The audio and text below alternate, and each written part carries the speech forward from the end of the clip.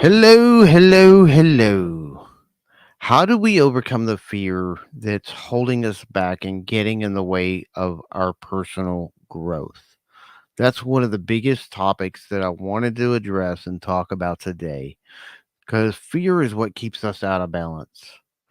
Fear is what keeps us going into our trauma. And our trauma is what kind of keeps us in fear, but it also keeps us reacting to that trauma, is the fear that it creates. And, for those of you that are new here, if you're first time seeing us, my name is James, and this is finding your balance. And for me, finding the balance is kind of multifaceted. It's about finding the balance within ourselves, between our mental self, our emotional self, our spiritual self, and our physical self and well being, and learning to find balance and healing in each of those four areas internally. But it's also about finding the balance between our inner work and our outer expression of that work. Finding our balance between how we work within ourselves and finding the balance between that and how we show up in the world and in how we relate to other people, how we handle things in social issues and all that. And today I want to address fear because fear is the killer of the internal work. We're afraid of so much, and we have layers and layers of fear. We have layers of fear into our consciousness. And I spent most of my life, and I still do. I'm still doing the work every day. So much of what we call the ego is just coming from fear, and the ego creates our fear. And I can do a whole series, and I plan to eventually, of what the ego is, what I think, how I think the ego is created. Um, for anybody that's new here, I'm trying to be more sharing some of my personal story, my personal history.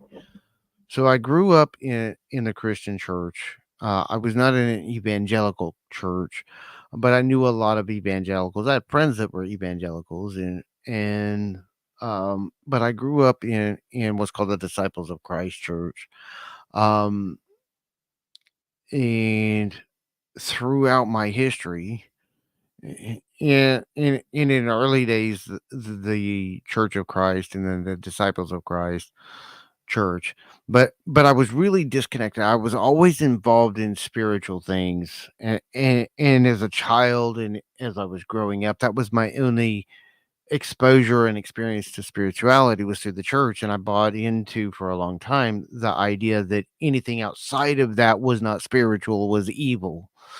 Um, which is a whole nother topic. Good and evil and all that is I could do a really deep dive into the beliefs about good and evil. But I broke away from the church when I was 19, and I have whole nother that's a whole live stream in and of itself. My disillusionment, the the breaking of my belief. And I never lost my faith in my creator, in God, but I did lose faith in the body that claimed to represent God, and in pretty much the idea of religion. Um, that was when I was 19. That was in 1995. And then experiences immediately following that kind of solidified that I would never go back. Like people who were some of those evangelical friends, people who I thought were my friends, who decided that if I was no longer going to be a part of that, then I was no longer worthy of living. They were either going to convert me back or take me out. And they almost took me out. Um, and then I was really depressed. At the same time, I've talked a lot on some of my other videos about being ADHD. Well, when I was 19, I ran out of my Ritalin. I was already depressed. I was dealing with a horrible situation, an abusive situation in my own home, and I didn't believe that I was good enough to get out at that point. I was dealing with this spiritual crisis because I had left the church and didn't know what I was gonna do or how I was going to pursue that. I was just kind of floating along. Emotionally, I was a wreck. Physically, my body was just burned out and stressed out all the time. And I was going through this withdrawal from coming up with Ritalin in my system. And mentally, my mind was just a chaotic mess. Part of that was because of coming up with Ritalin, and part of that was just because I just had so many things going through my mind all day, every day. But I was having suicidal ideations, and I had all these people telling me I wasn't worthy of living. And I honestly was mostly alone, and I thought nobody would even notice if I was gone. And in October of 95, I attempted to take my own life. And luckily I failed at that. But I was still having ideations of trying again. Learned from my mistakes the first time. And I never told anybody. I did not reach out to anybody, many people that were in my life then, even some of the people who kind of saved my life, they didn't even know that I had made an attempt. They knew that I was kind of in that range. I kind of had a feeling that I was, where I was at and that I was really depressed, but they never realized I was so good at masking at that point and hiding what was going on inside of me because I had to master masking just to survive high school. So I had mastered masking so well they didn't know what was going on inside of me and what I was thinking and what I was trying to do to myself. But luckily, a friend of mine took me to meet his elders and a bunch of other people. It wasn't just me, but took me to Oklahoma, and I met this old Native American Lakota. Well, he wasn't Lakota; he was Comanche, but he practiced Lakota medicine. He was a traditional Lakota healer and spiritual teacher. And he invited us when he took us up there, and we met him, and we were doing some stuff. And he invited us to go to a sweat lodge, and then that was one of my moments of awakening, and I just lost a lot of that self-hatred, not all of it, but a lot of it kinda poured out in that first sweat lodge, and I no longer wanted to die, and I did kinda I went to this peak.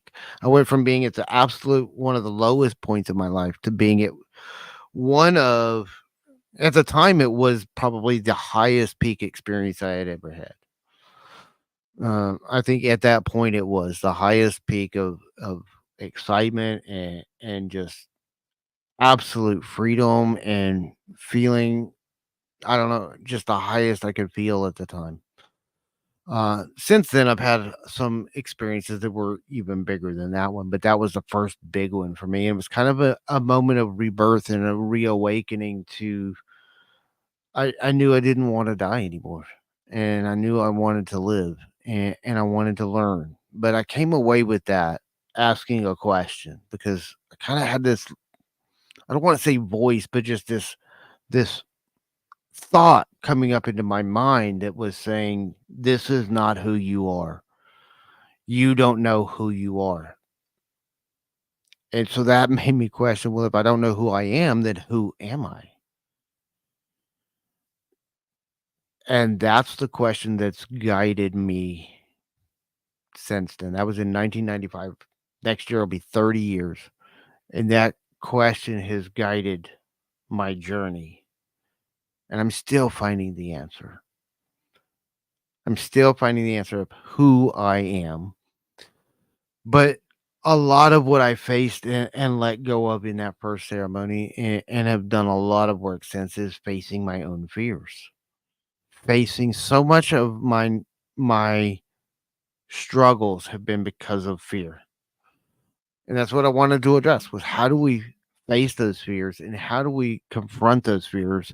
And we have to recognize that fear is the emotional self. But fear can control us and can dominate us and can, make us view the world inaccurately. It distorts our view of what's going on around us. And there's really two types of fear because there is healthy fear. So we don't want to totally eliminate fear because there's healthy fear. If somebody's coming at me with a weapon or even, if they're physically bigger than me and they're coming at me with their bare hands, I should feel fear and react in that fear in a way that would protect myself, whether to run away or to be defend myself. And that's a healthy fear. If I'm out in a jungle and there's a lion coming at me, this is kind of how we develop fear because my brain's going to say, run. And I need to listen to that. So sometimes we need to listen to our fear. But what happens is when we face when we get into that state, it causes a, a change in our subconscious mind, and it changes something in our physiology. And then when we don't face that and we don't embrace and we don't deal with that inside of ourselves, and we hold on to that fear, then we start seeing that danger coming at us, even when there's no danger present. This is the unhealthy fear. This is the egoic fear, is when we're sensing danger in situations where there is no danger, or we're making the danger that is present out to be worse than it is. This is unhealthy fear, and we all have it. This is part of why, therapy is exploding and self-help has been such a huge thing is because we all feel this fear, and these are all, ways that people have come around to helping people address those fears. But we still have fear, and we're still it's like the self-help industry has not made things better. And I have some ideas about why that is that I'll share later, but we have all this fear inside of us. And then if we look at the world around us right now, there's a lot of things to fear, but there's also a lot of fear mongering. There's a lot of people that are creating fear in things that there's nothing to fear. There's people that are making claims from a misjudgment of situations and creating fear around things that are not as bad as people are making it out to be. And there's also things where, people are afraid of one thing, and then people on another side of the same issue are afraid of something totally different. And neither side is trying to understand the fear that's driving the other side. All they see is, we don't like what you're doing, and we're going to force you to our way of thinking. But a lot of that is fear based. A lot of that is based in fear. A lot of the judgment comes from fear. Almost all of our judgment of other people as being good or bad, or being right or wrong, all of that comes from fear and unhealthy fear. And so, I'm in therapy, and in my therapy, he's helping me to learn to confront my fears. And a lot of the what we call the shadow work is really just about confronting your fears and allowing yourself to feel that fear. One of the problems is as a society and as a culture, we have been telling people not to feel their fear, that they're not allowed to be in fear, and that fear is bad. And I think there is healthy fear and there is unhealthy fear. And I think we need to work on the unhealthy fear, but we don't need to avoid the unhealthy fear. The avoidance of the unhealthy fear is what causes almost all of our problems. Almost all of our problems where we're masking, where we're hiding, where we're pretending to not be afraid. We're convincing ourselves that we don't have that fear. But that leads to almost all of our negative emotional states come from that fear. Depression is a state of fear. Doubt, worry, low self-esteem, anger, rage, hatred, these are all stemmed from fear. So if we confront the fear and we sit with the fear, we figure out why we're afraid and reframe it and rewrite it and change it so that it's not something that we have to be in that state of fear over anymore. We can change the behaviors that create all those negative emotions inside of us. But we need to stop avoiding our negative emotions. And I've talked a lot about this. Um, there's a lot of people that are talking about just be positive. We have to be happy. This is popular in this personal development is, we have to have a positive mental attitude and we have to think positive thoughts and we have to be positive. We have to be happy. You have to just be joy, be at peace. And I love being at peace. I think peace is important. I think that needs to be, where we're trying to go. That's what I'm trying to get to is this baseline of just being at peace. But we have to come out of that sometimes. We have to be sad sometimes. There's there's times when, we're going through some shit and we need to recognize and acknowledge that we're going through some shit right now and I'm not happy. I'm sad. I'm depressed. I'm feeling anxious and worried. And sit with that and say it's okay. Because one of the things that happens is we feel those feelings and then we feel guilt and shame for feeling those feelings. So that adds another layer to it. And so because we feel guilt and shame for feeling those feelings, then we put on a mask of happiness. We put on a mask of being at peace. We put on a mask of being in joy and excitement so that people don't see that we feel bad. Because what happens when somebody feels bad? What's the first reaction that most people have when somebody feels bad? Cheer them up, make them feel better. And sometimes that's the worst thing you can do. The natural reaction when we see somebody suffering is to ease their suffering and to make them feel better. And I feel that too. And I spent a lot of time in my life trying to do this for other people. But what happens when we do that is we teach them that it's not okay to feel that feeling. So they start putting on the mask of being happy. They put on the mask of feeling better. They put on the mask of being okay. And just bury and repress those negative feelings. And I've been doing this for years, and what I've been doing for the last several months and will continue to do for a while in therapy and in my own meditations and in my daily personal work, because it's a daily work. It's not something I do once a week when I'm in therapy. I work on this every single day. Is I'm facing those fears, and I'm sitting with those fears, and I'm sitting with those doubts, I'm sitting with those worries, and I'm just allowing myself to feel them. One of the hardest ones for me has been rage. For years, I was just full of rage and rage. In fact, I spent so much of my poor relationships with other people and my inability to do confrontation was because I had repressed so much rage that if I get into a confrontation, I can feel that rage trying to come out. And I knew that that situation didn't deserve the rage or the person I was talking to didn't deserve the rage. So I would put this shield up. And in fact, I was on the way to a ceremony one time with one of my dear, dear friends and teachers. And we were driving and she said something and I don't even remember what she said, but it set me off and it triggered me. And I felt that rage about to burst out of me, and I knew she didn't deserve that. So I was fighting this war inside of myself to contain that rage and to not let it come out. And then she's still trying to talk to me, and she's like, "What is going on with you? What is this shield over your face?" And I couldn't explain it to her. Part of it's because I didn't really understand at the time.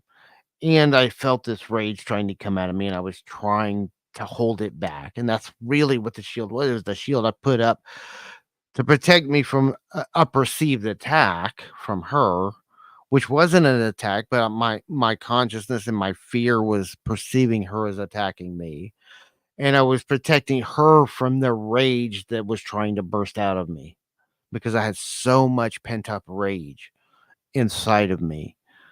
And I knew if I let it go, I was, I, and this is the thing is because that rage came from fear. And I was also afraid of what I would do if I let that rage out. And honestly, I don't know. But I know that that's something that is a fear that has been with me as long as I can remember. I've always been afraid of what would happen if I let that out of me. I've always been afraid of what I would do to somebody else. Um, and I don't know where that comes from because it's been there as long as I can remember. I haven't dove into that, but I have learned over the years some ways to deal with that rage. And one of the hardest things for me when I learned to start sitting with my emotions and just allowing myself to feel, and one of the ones I was scared of doing this with the most, and I do this when I'm completely alone. I will shut myself off even from my family to do this, especially that one. I will sit and allow myself to feel that rage and feel that anger and feel all those emotions because I can't deconstruct them without feeling them. One of the biggest movements I've seen online recently, it's a growing trend, it's been growing, especially since the pandemic, it's exploded, is people deconstructing beliefs. And the biggest area I see it is in religion and deconstructing religious beliefs that have been forced on them since childhood. And there's a lot of people that are super anti deconstruction, and I am absolutely for deconstruction. I think most people aren't taking it far enough. They're focused on just their religious beliefs and their religious trauma. And I think that deconstruction needs to be more generalized and go through every single aspect of your life mentally, emotionally, spiritually, physically. Deconstruct every single thing you believe. And when you do that, and I'm still working on my own deconstruction. I started my deconstruction in 1995 and I'm still a work in progress on it because I keep finding new, deeper layers of things I haven't deconstructed yet. Some of it's repressed trauma, some of it's religious stuff that happens, some of it's just personal beliefs, some of it's things that happen with my parents and my family and my grandparents and abandonment issues, and I'm just deconstructing that stuff constantly. But I also don't think we should just do it all day every day until it's done because the work's never going to be done. We need to take a break from that a little bit too. And this is something where I go through cycles. So I'll do a lot of deconstruction work for a few months. And I'll go deep into myself and I start bringing up all this repress and then I'll take a few months and I get away from it. Uh, and I'll go chill out and I'll hang out and I'll play video games and I'll go out camping and doing stuff and whatever I can do. But I got to get away from that and just allow myself to kind of process that to kind of adjust to the new levels of awareness that I gain. Because every time I do that, I clear more space out. I become more of my grandfather. Hi, Adrian. My grandfather and teacher said that when he does ceremony and stuff, he has to do this process called becoming the hollow bone, where he just kind of empties himself out and allows things to work through him to do the work. And I kind of feel like this is what the deconstruction is hollowing me out more and more and more and just allowing more better things to come through and become me.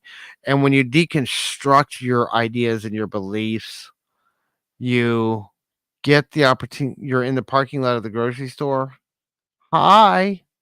Enjoy your grocery shopping. I hope you're doing fantastic, Adrian. I just decided I need to start going live. I'm going to be trying to do this every week. We're going to be playing with different time slots to see kind of when people are available. But my wife and I were like, yeah, we're going to try a lunchtime one today and kind of test it out and see.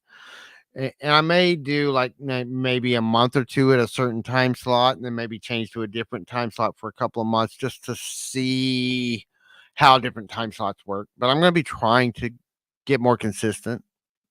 Um, I got on meds for my ADHD, which is helping that consistency happen a little bit better now. Um, First time since 95, I've been on meds for my ADHD, and I'm getting adjusted to those meds and kind of getting myself organized for the first time in my life. Still got a long way to go, but it's getting better every day.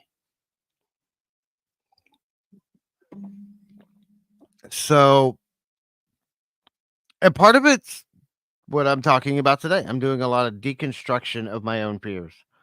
I'm deconstructing philosophies that I've bought into and then reconstructing them after I've really dug into them and deciding on what I choose to believe instead of having it handed to me. Well, hi, Papa Smurf. Nice to see you. So I've been deconstructing my fears, deconstructing my beliefs, and some of those fears are healthy fears. Like, I grew up in an abusive household, and there was a lot of fear because I was physically being attacked. Tell Jay I say hi to. I will. She's in the other room. We actually have some Emily's caretakers here doing an evaluation on her right now, and Jessica's with them. Um, but I've been deconstructing these beliefs and reconstructing them, and I've changed some of my philosophies and some of my direction on things. It's why I rebranded Defining Your Balance from the Serenity Journey. Um, I still love the Serenity Journey. I'm still doing the Serenity Prayer, but I'm working on a lot of other things as well. And the core philosophy, I just posted a video a couple of days ago. It's the intro video. It's like 3 minutes long, where I kind of break down kind of the core idea of what I'm doing with finding the balance. And it's about finding this balance internally between my mind, my body, my spirit, and my emotions. And then also finding the balance between doing my own inner work and doing things to serve other people. Because that's really one of the areas where I've been really out of balance. I've been doing a lot of inner work, but I haven't been doing the work, and I've been feeling the calling, and I've been feeling the drive to do some of this work and to share some of this with people. But I've also been, dealing with some of the fears.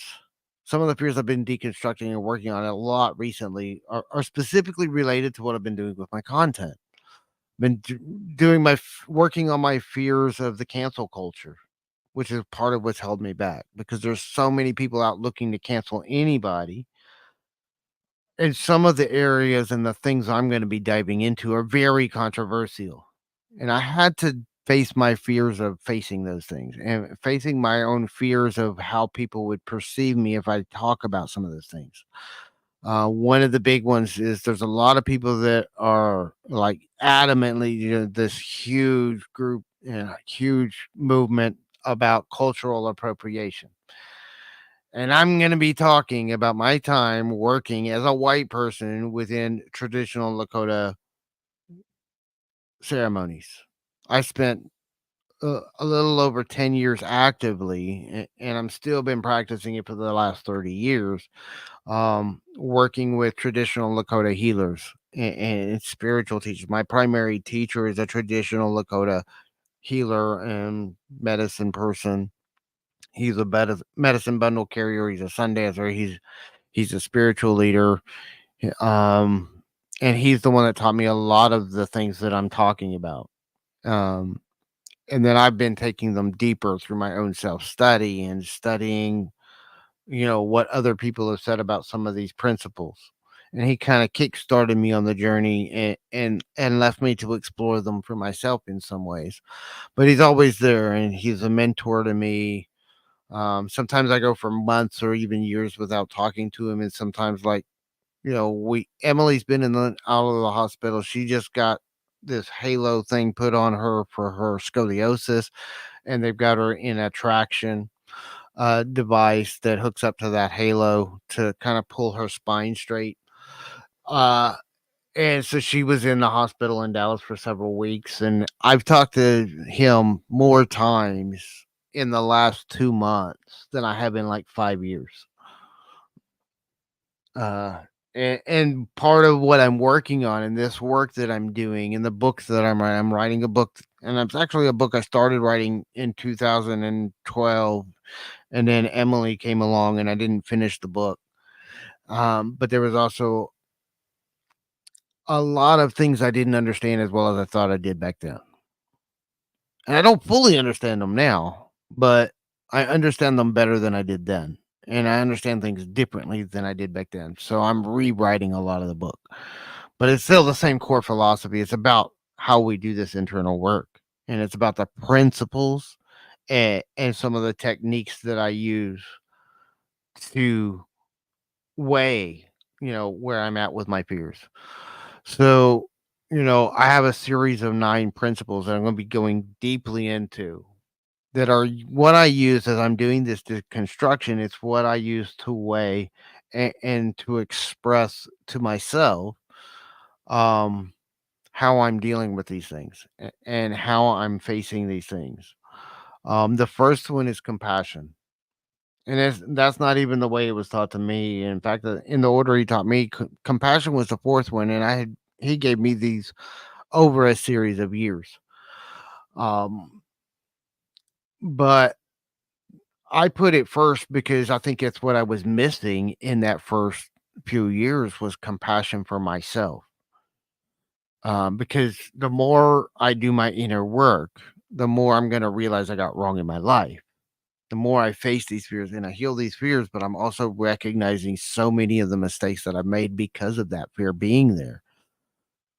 So I'm facing these fears and I'm doing it in a compassionate way. And the more I have compassion for myself, the more I can have compassion for other people. And so I put compassion first. And I think compassion, especially when you're facing your fears, compassion is absolutely something that you have to be able to do.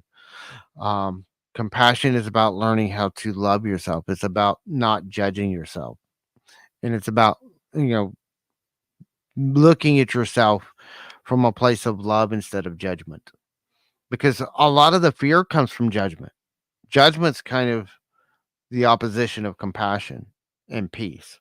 When you're in compassion, then you're not judging yourself, you're not judging other people. Um, and compassion is an emotional state, but it's just a way of being. And the more we can become compassionate for other people, then the more we can and the more we have self-compassion, the more we can face this work and face the world. I think it's one of the biggest things the world's missing is compassion. You see a lot of people that are talking about social issues, but there's very little compassion in how they talk about their issues. There's very little compassion for other people. There's a lot of judgment of other people with very little information. People have judged me my whole life without knowing me. Very few people really know me, even my closest people. And I don't have any really, really close friends. I have a lot of acquaintances. I have a lot of people that I consider friendships, but like those really, really close people that I can open up to and talk to about anything and everything and share my deepest, darkest fears and the things that I'm going through. I haven't had somebody in that capacity for many years. Um, it takes a lot of trust from me to do that. And it's hard for me to trust people when people betray my trust. That's some of the things that I have to work on and some of the areas inside of my own life. Is it's hard for me to trust other people because my trust has been betrayed so many times in my life. Every time I've trusted somebody, they've used it against me. They've turned it against me. And it's funny because one of the things that's a recurring theme in my life that I'm still working on in therapy and working on with myself is the people who have always told me to stand up for myself. And I've had a lot of people who have meant well, and I don't mean anything bad, and I don't, have any hatred towards them or any ill feelings towards them, but it's just a theme I've noticed.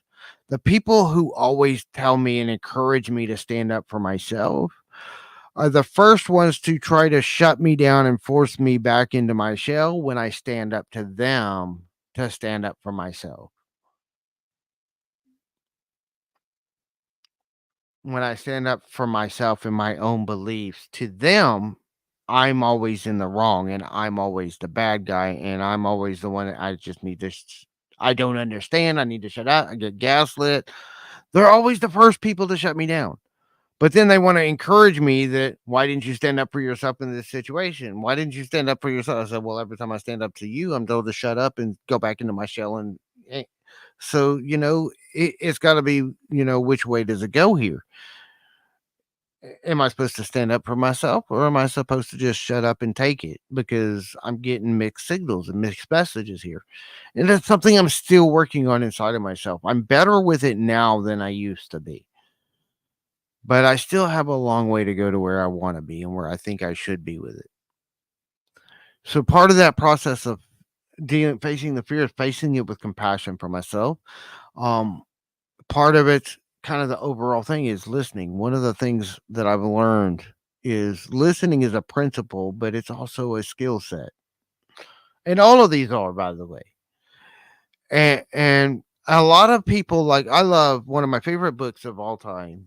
I've read it many, many times, and every time I go through these awakening processes of this is one of the books I reread because I learn more from it every time I reread it, especially as I go through these new awareness shifts and growth shifts. But one of the favorite books is The 7 Habits of Highly Effective People by Stephen Covey. Came out in the, I don't know, 80s or 90s. But one of the things he talks about is building interdependent relationships and about a lot about communication. But one of the principles he talks about is learning to listen to understand instead of listening to respond. Because most people, when we listen to somebody else talk, and I'm guilty of it too, we all do this. And even though I've been aware of this for many, many years, I still fall into the trap of complacency and I do it. Okay. I try to be a better listener, but I'm not always a great listener, especially when I'm in a negative emotional state. My listening skills go to crap.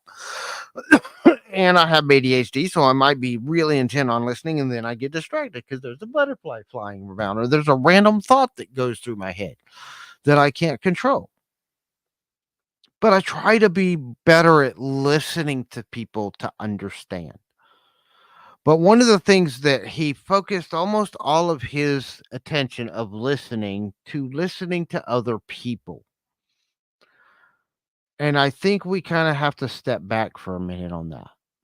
There's another book I've recently heard about that I really want to get to because I think it addresses this next side of it, which is this is why I've been a proponent. And I know a lot of people are against it. A lot of people, oh, I can't do that. You can't do it wrong. I think a lot of people misunderstand it, but I've been a proponent of meditation for many, many years. And I'm not a perfect meditator. I am not a meditation expert. But I do know that people often say, "Oh, I've tried meditation and it didn't work for me." And I was like, "Well, how many times you try?" "Well, I tried it 2 or 3 times." I was like, "Well, yeah. Oh, I know that, Papa Smurf." And I realize that sometimes it might be, but sometimes it's on a totally different subject, and sometimes it's and it but when somebody's talking to me and I'm trying to listen to what they're telling me deeper, that random thought can distract me from what they were saying and fully hearing and feeling through what they were saying too. So there's some of both of that. And one of the things that I'm learning through what I was talking about here, which is listening to myself. And by listening to myself, the better I get at listening to myself, the better I can listen to other people. Part of that too is like those random thoughts you just mentioned. Sometimes they're guidance. Sometimes it's my intuition trying to share something with me that may be important in the moment. But sometimes it's just my own rather random thought. There's two thought schools. It goes both directions. Meditation is a form of self hypnosis, but also self hypnosis can be considered a form of meditation. Just depends on which direction you're looking at it. But they are very similar, and they're very much a lot of the same thing. But meditation, one of the things I've learned because I studied a lot of cultures, over the last 30 years, and being ADHD as hell as I am, I have studied a lot of different cultures from around the world and a lot of philosophies and ideas. And one of the things that I've learned in that philosophy, a lot of what we consider meditation comes from Ayurvedic and Eastern philosophies and Eastern traditions. Not all meditation comes from that, but a lot of them do. And in their traditions, though, they don't have just this umbrella term called meditation. There's actually like 4,000 distinct practices that we here in the West call meditation. Hi, Lori. And so when people say, "Oh, I tried meditation once or twice," I'm like, "Well, how many times did you try it?" One, because it's a practice, and the more you practice it, the better you get at it. But two, how many types of meditation have you practiced? How many different practices that all considered meditation have you practiced for a consistent period of time to see if you can do it? Because, like, just an example that I use is, I got Jesse, he's 5 years old, and one of the things that we're practicing with him is tying his shoes, and we've practiced it several hundred times, and he still hasn't got it yet. He still can't tie his own shoes, and I know when I was around his age, 5, 6, 7 years old, I still struggled to tie my own shoes. It took, I would think, 7 or 8 before I really got down how to tie my own shoes really well. And even then, it was kinda 50-50 on whether I got it right. Some of it's ADHD, and I think we think he's ADHD, even though they say he's still too young to test for it. Um, and so sometimes it makes learning new skills a little harder.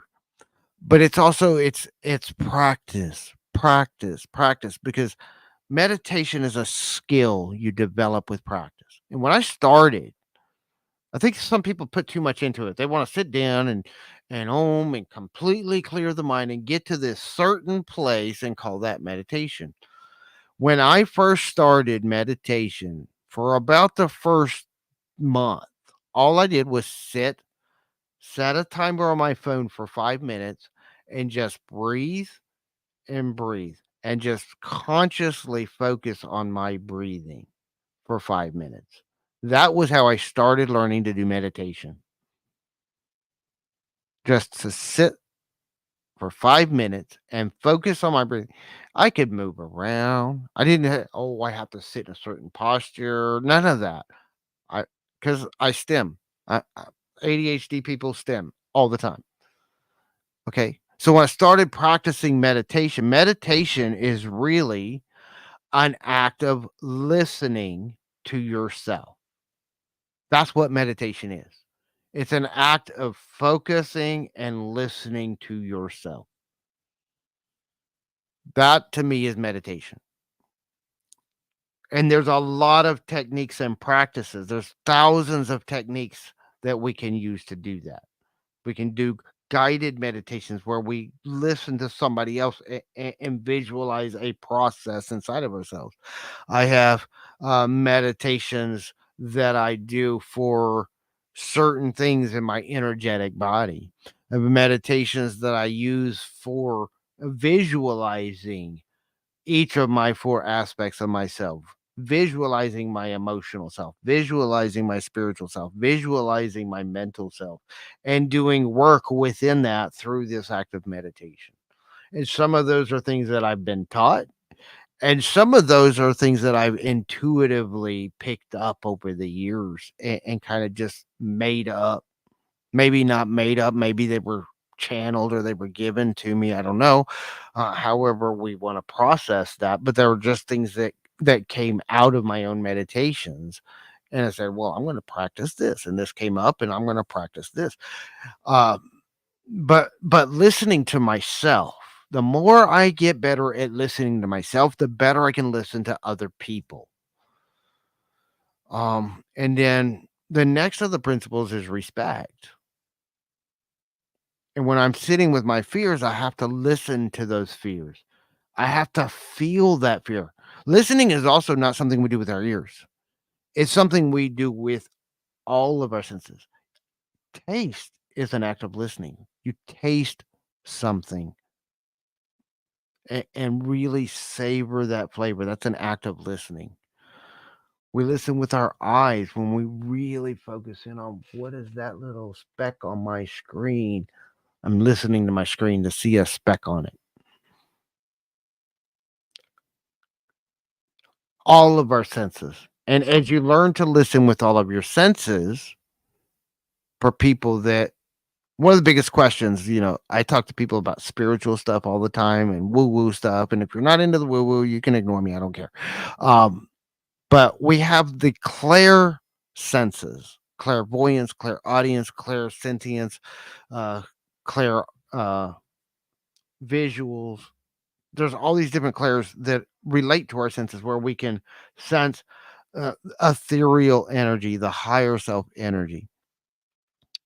Through listening with all of your senses, you can also attune your clear senses and activate and tune into those senses. That's how you do it. People say, "Well, how do I use this about how do I get into that ability?" Learn how to listen. Listen to it.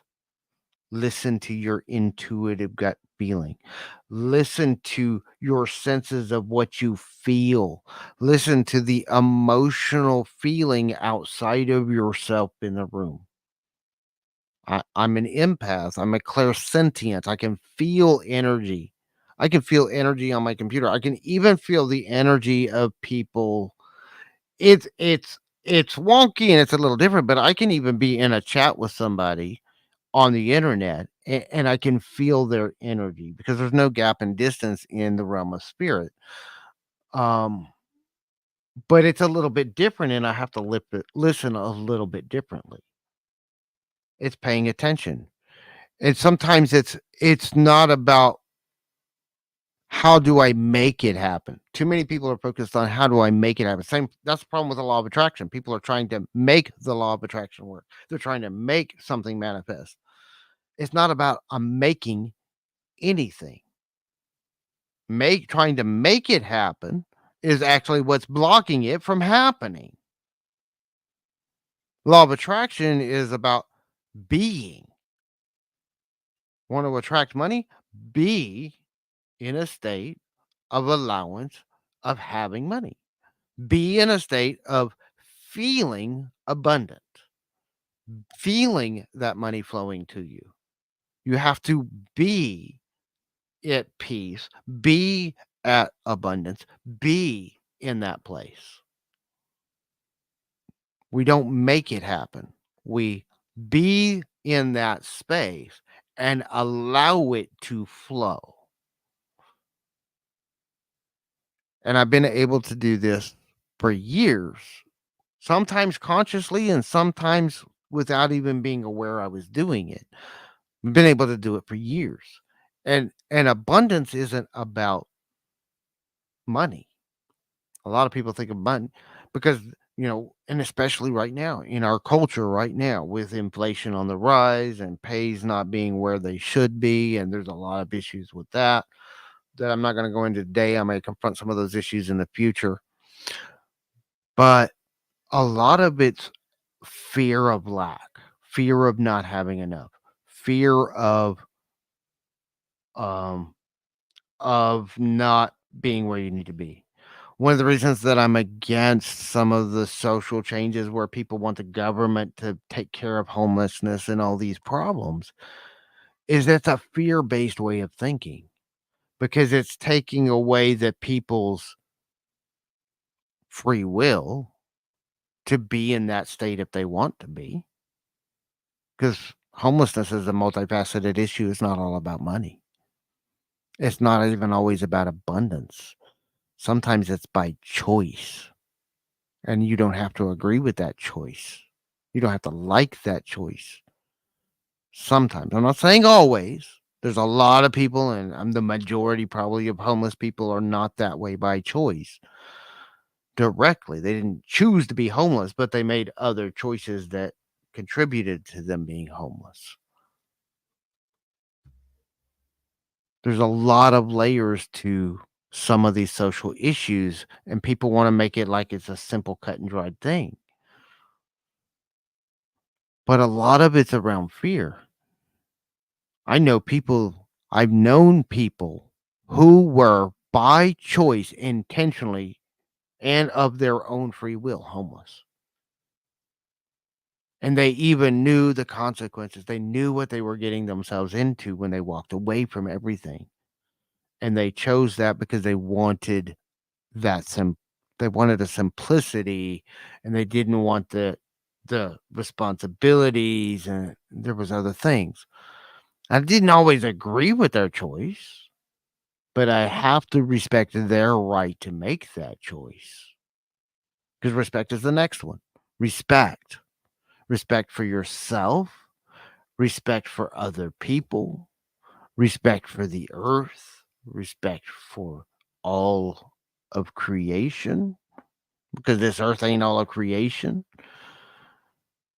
One of the biggest things that frustrates me about humanity.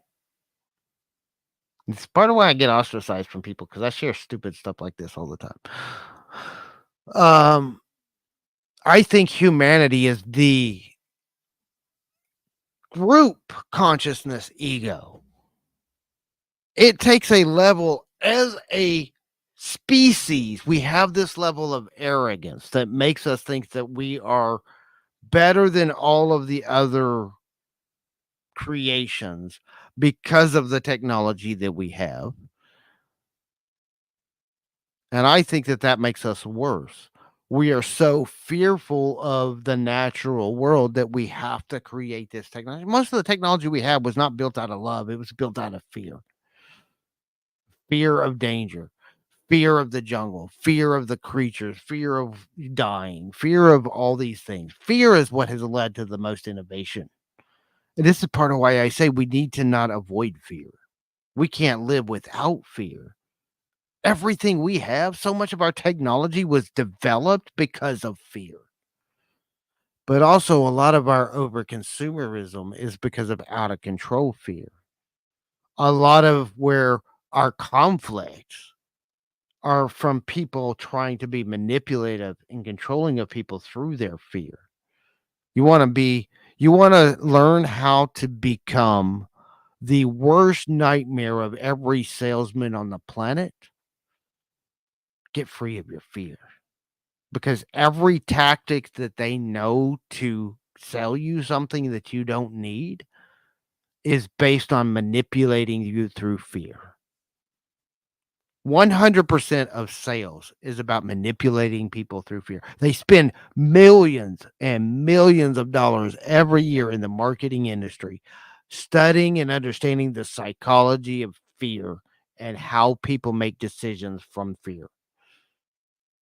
That's why they use scarcity. Buy it now. It's limited time only. That's why they use scarcity. That's why they use so many of the tactics that they use, because they want you to feel that fear, and then they're going to tell you how their product will solve your fear.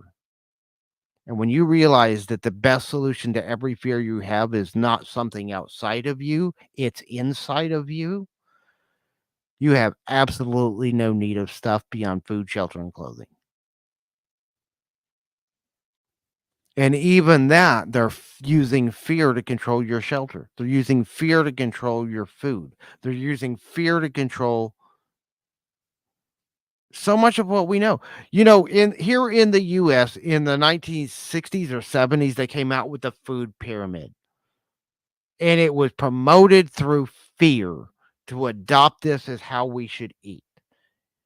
And dietitians and even the people who developed it came out later and said that it was completely wrong.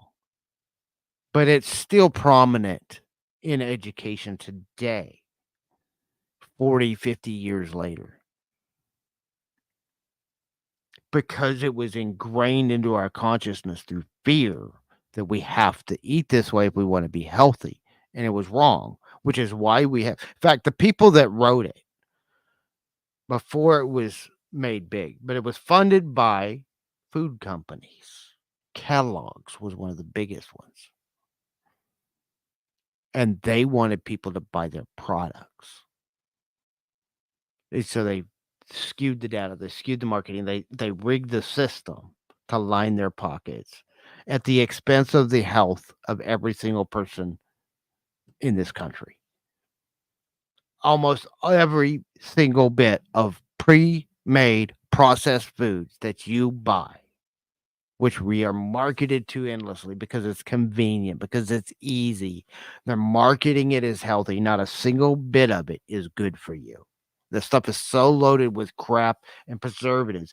And one of the things that we've even found, I've been doing some research, diabetes is on the rise. All these things. I'm pre-diabetic myself. Wife's diabetic. One of the things I've found is I've really dove into some of the research is that it's actually not what they've always said it is that causes diabetes. It's not sugar that causes diabetes. It's not bread that causes diabetes. It's not the pasta. It's all the preservatives that they put in that stuff when we buy it. I got a really, really good friend of mine that I've met. She's also my personal astrologer. She started making her own homemade bread just in the last few months. Her glycemic index has gone down. She eats just as much bread as she ever has. All she did was started making it herself instead of buying the pre-made processed crap from the store. And her glycemic index has gone down just from making her own bread.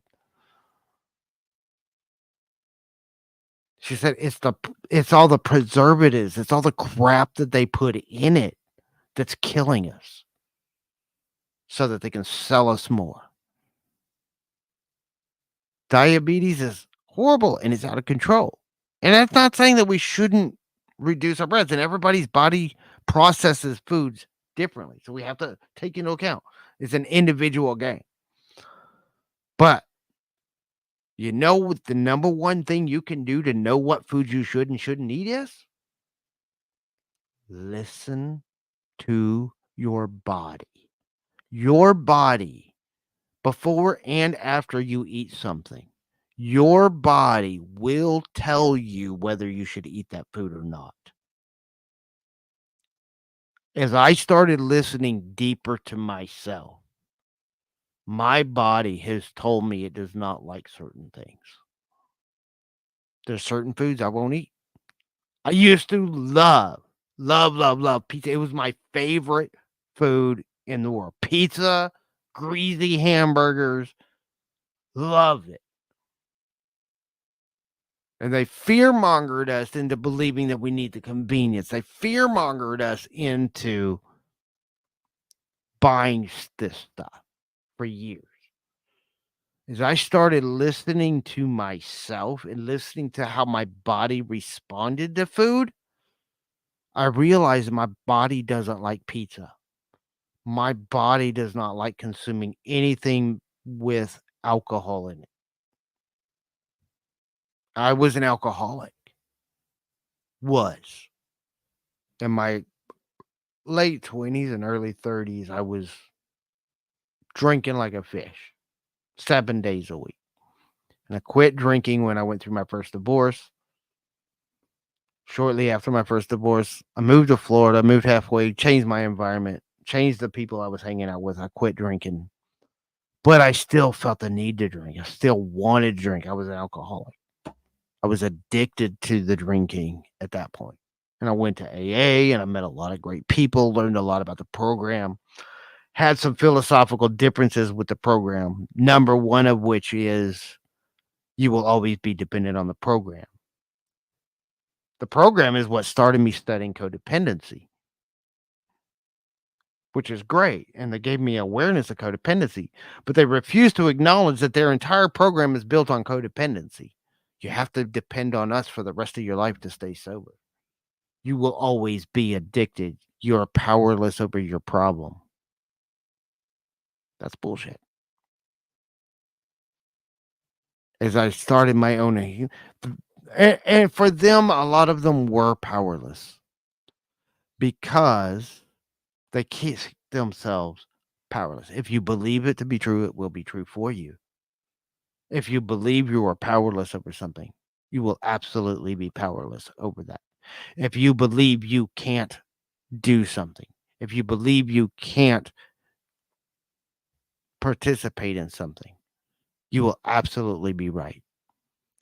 But if you believe that you can do that thing, if you choose to shift your focus and look at it from a different perspective and believe that you can be free, that you can do that thing that you've been stopping yourself from doing, if you believe you can do it and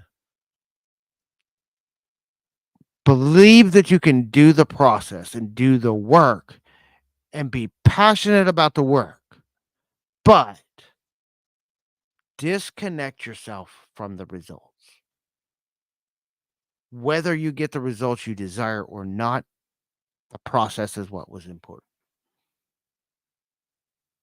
As a content creator, this is something I've gone back and forth on. Because as a content creator, and as somebody who wants to do this full time, I would love to be able to do these videos and do this content and create this stuff full time. But I need income to do that. At the same time, I will continue making these videos. It may be sporadic when I have time because I have to do other things for money. Um, it may be sporadic because I have other things I have to do. I have other priorities in my life because this is not my income. So, aside from the fact that I want it to make money, eventually, so that I can pay my bills, so I can focus on this more and do it better, you know, with money, I could pay for services. I could pay for a better camera. I have a better camera, but I broke the lens and I haven't gotten a new one yet. You know, you see the StreamYard logo in the side because I'm having to use the free version of StreamYard right now to stream, and I'm fine with that. I'm That's not a complaint, but I could do these things better if I had money to invest in the business, if I had money to invest in the content. I could do it faster, I could do it easier, I could hire other people to help me with some of the things I'm not good at, like editing videos and creating thumbnails, which is why I know that my thumbnails are pretty bad and my editing is not that great, which is why my videos don't get that many views, and I'm okay with that. On the technical side, I'm not doing it for results, I'm doing it for the process. I enjoy the process of doing this. And I love the process and I love the ideas that I share. And I'm glad that people sometimes stop in and say hi and share in that process a little bit. Whether I get the results that I want, I have results that I want. I have goals. It's not about not having goals. I have goals and I have results. But my identity doesn't come from being a content creator. My identity doesn't come from being the YouTube star. I don't care about being a YouTube star either. My identity doesn't come from the books that I write. My identity and who I am, my self worth is not attached to that. So, this is why I say disconnect from the results. That's what I'm talking about. Not getting your identity and your self worth and your value from whether or not you produce. And because I'm not attached to that, I can post sporadically and I can be at peace with that. I'd like to do it more, but I can be at peace with doing it sporadically because I'm not attached to a specific result. I can also put a video out here and get 5 views on that video or 1,000 views on that same video and feel just the same because I'm not attached to the results. I'm not attached to, and part of it's because the results are out of my control. The results, to a large part, especially when I'm small, I'm still learning, I'm developing the skills. You can develop some influence by developing the skills, and I'm working on that, but you don't ever actually control the results. And I've seen people. I have a friend of mine that has over 100,000 subscribers. He's been YouTubing for a long time. He's doing great. He had a video he put out that was way, way, way disconnected from his niche. He got like 10 views on it. He's like, he gets his worst videos get like 10,000. And he actually put out a video that was so bad that he only got 10 views on it. And he didn't care because he wasn't doing it for results. Marketers and advertisers. prey on your fear, to sell you things you don't need. This is part of why I said we've got to listen to ourselves to break free of fear. It's the number one thing you can do because a lot of the fear mongering, by the way, so much of our fear mongering about what's going on in the world, fear mongering about what's going to happen with AI. So much of what's being said about AI is just fear mongering. It's trying to make people afraid of the new technology.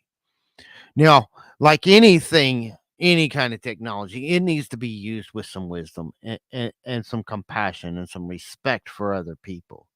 There's a lot of people that are misusing the technology, absolutely, but it's a small percentage of the people using it. And there's some people that are just using it to be lazy. I think we need to use some discernment and wisdom in how we use AI. I've used some AI for some of my content, by the way. I'm exploring some of the AI, and there's great. I made a video the other day that was fantastic. I didn't have the money to pay for the program to take off all the watermarks and actually be able to use the piece of content, but I think it's one of the best videos I ever made.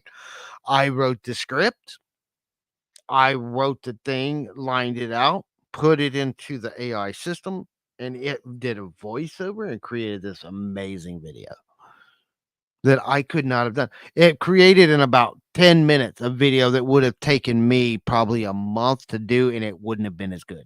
I could have spent a month on that video, and it wouldn't have been as good.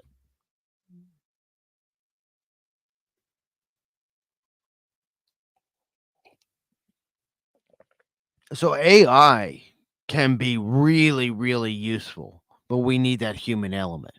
We don't want to replace the human with AI. We want to blend the AI with human interaction, at least as a content creator. Now, in some jobs, some places, maybe AI can take over. But I think, even some things like customer service, I don't think should be done by AI. Maybe even a few steps of customer service here and there. Maybe integrate some AI usage to speed up the process. But if I go to a restaurant and I'm walking in and I want to talk to a person, not a computer, and so much as businesses are trying to replace people with AI instead of using AI and using their technology to make the human interaction easier and better, they're just trying to remove the human so that they can put more money in their pocket. And it's biting some of them in the butt. Walmart's talking about pulling all their self-checkout stands, across the country, worldwide. They were pulling self-checkouts because they were losing money from theft because of people not using it properly. It's like, "Well, duh, we saw that coming." Maybe you should have tested it more instead of just going in nationwide, taking out all of your freaking cashiers, having like one cashier in every store nationwide within just a few months. Maybe we should have tested it a little bit longer and done some more research and gotten some real world data before just implementing it across the board. But it's not my corporation. I don't understand how corporations run their business. But it's a lot of it's about, how can is this going to cost us money up front, but it's going to save us so much money in a short amount of time because they didn't have to pay somebody to scan those items. Uh, we need to balance. Again, the entire theme of my channel, find the balance. This is one of the things I'm talking about. We got to find that balance in using technology and still having people and still working, helping people, you know. And I had some people that were like, you can create all these books that you want to create using all this AI technology and have them out in just weeks. I said, yeah, but then it's not me. So I'm using a combination. I have used some AI technology to help me with my ideas, to help me with some of the things I'm trying to get out. and it's helping, and I'm getting some things put together. I've got a book I've been working on, and I have incorporated AI stuff, Chat GPT, and some of these things to help me with some of the uh ideas and getting some things down on into words, and helping me to correct my wording, because that's one of the things. I can take my own writing and put it into Chat GPT, and it can help me reword things in a little bit better way. And that's been helpful. Um, but it's still my words, it's still my writing, and I have the final say on what it says and how it says it. I'm not just gonna spit out these books with AI, because that's what a lot of people are doing. There's entire AI programs that people are using right now to just go in, it spits out this book. They don't even read the book. They just take this book that it spit out and putting it up for sale on Amazon, and then just taking people for money. Not doing anything to verify the information, not putting in any personal stories, not doing anything. Some of them aren't even reading the books they're putting out.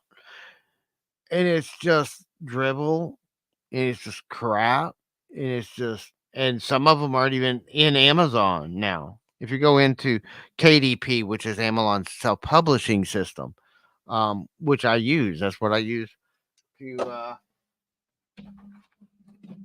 little self-promotion. I have my own meditation journal on Amazon, published through Amazon KDP. I don't ever talk about it. I published that thing 2 years ago, and I hardly ever sell it because I never tell people it's out there. Um, This stream is brought to you by the Serenity Meditation Journal, found on Amazon, and the link will be in the description below. There's my advertisement.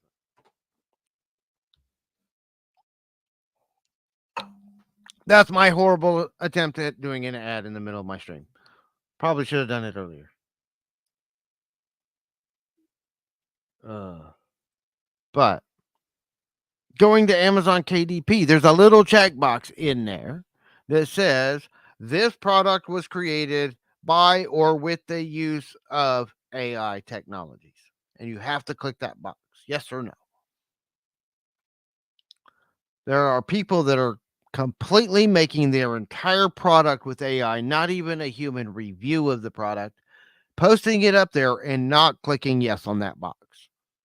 So they're posting this crap book that was completely AI generated, falsely stating that it was not AI generated so that it doesn't get the AI flag in the listing, because they think that's going to hurt their sales. And now they're publishing it and selling it and ripping people off with horrible information sometimes, because ChatGPT is pretty decent in some of their ideas and some of their information, but it's not personal. It's not detailed. It does not have any statistics or facts to back it up. It even says, because I did a book with ChatGPT, and I did some stuff with ChatGPT that I've been working on. I got a book I'm working on for special needs parents.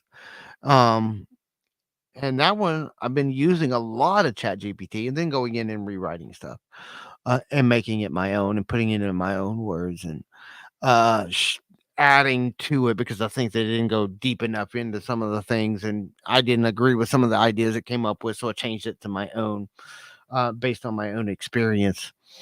But it helped me to get a lot of information very quickly that I could then go in and change and tweak to make it my experience. And then I'm putting some of my own stories into it, which ChatGPT can't write my stories. I have to write my own stories.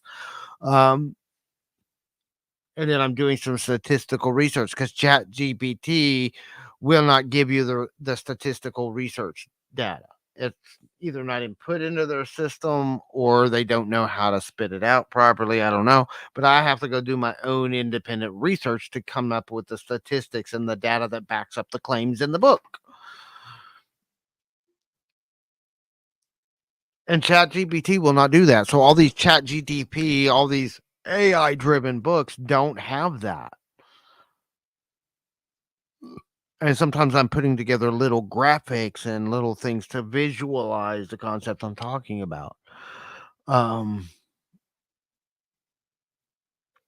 and that's something that I find part of that process, part of that way of looking at things.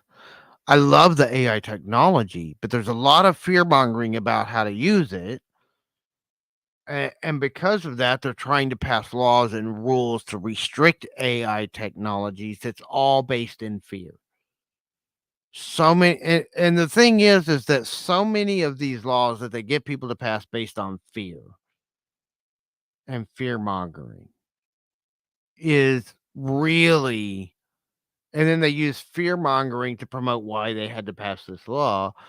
Um, and the problem with that is that they actually wind up hurting the people that are using it properly more than it hurts the people that are using it improperly.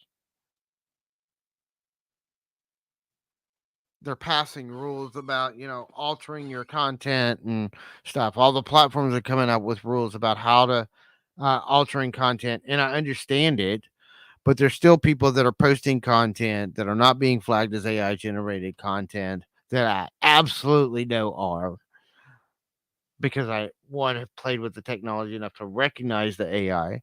But it's also because sometimes it's messaging. When you have a very famous person that's well known for having a certain stance, like just an example, Warren Buffett. Everybody, if you live in the US and you don't know who Warren Buffett is, you've been living in a freaking rock. I don't dive into the stock investing stuff, and I know who Warren Buffett is. Warren Buffett has been a very strong advocate against all forms of cryptocurrency since cryptocurrency started. And there's videos going around right now that are scamming people into buying cryptocurrency because it's a video of Warren Buffett telling people to buy certain cryptocurrencies. Outright scam. It is not Warren Buffett. It is an AI driven image and voiceover using Warren Buffett's voice and tonage. It is fairly well made, but it's not a perfectly made. It's obvious to somebody that at least knows a little bit about the technology. It's obvious it's AI, but people are listening to it and buying into it and spending money and investing in things that they don't know what they're investing in because Warren Buffett said to do so. That's misuse of the technology. There was a commercial that came out last year. I think there's some litigation going on over it. I don't know. It only showed a few times, a few days, and then it was pulled off the air. It was Tom Hanks promoting a product. And then Tom Hanks saw the commercial and said, I didn't make that commercial. I never got paid for that commercial. I don't even know what that product is or if I would be willing to put my name behind that product. And now my name and my image is being used to sell a product that I don't know anything about. And he sued the company. It's part of what the actors strike was about last year. The big writers and actors strike that went out last year that shut down Hollywood is because of using AI technologies to replace actors and using their likenesses with AI technologies and not giving them compensation for that usage and not even asking their permission for that usage. They were being screwed in their contracts. A lot of the actor strike last year was over AI technology and how it's being used in Hollywood. There was other issues too. There was a lot of issues involved, but that was one of the big ones. Some of it was fair pay because a lot of those people, again, have not been, just like every other industry. You have the A-list actors, which are the ones we think of, but there's a lot of people that work in that industry that work at or just a little above minimum wage. There's tons and tons of people in that industry that barely make minimum wage or just a little bit more. And those people were demanding that they got more money so that they could afford to live because they live in one of the most expensive places in the country to live. LA, Hollywood. That whole area is one of the most expensive parts of the country to live and work in. And they were being paid scraps. They weren't even able to put food on their own table or a roof over their own head with what they were getting paid. And they were getting cut off from jobs just shy of the time that they had to be able to work in order to get their benefits. They were intentionally being cut short so that they didn't have to pay them benefits. That was part of what the strike was over too, was demanding that they get the hours needed and that they restructure how some of that was done, because some of it's like they do the work in 1 year, but they don't get p but the show actually goes on the next year, you know? So, they get credit for working in 1 year, but not in the next year, and it's weird because of how, cross-year scheduling works. So some people would meet their benefits for 1 year, and then the next year they wouldn't have health insurance. They wouldn't have health benefits, and they wouldn't have, um, even, like, their retirement accounts and stuff. They wouldn't have access to that stuff. I mean, it's just screwy the way their benefits worked. That is ridiculous, the way they're treating people.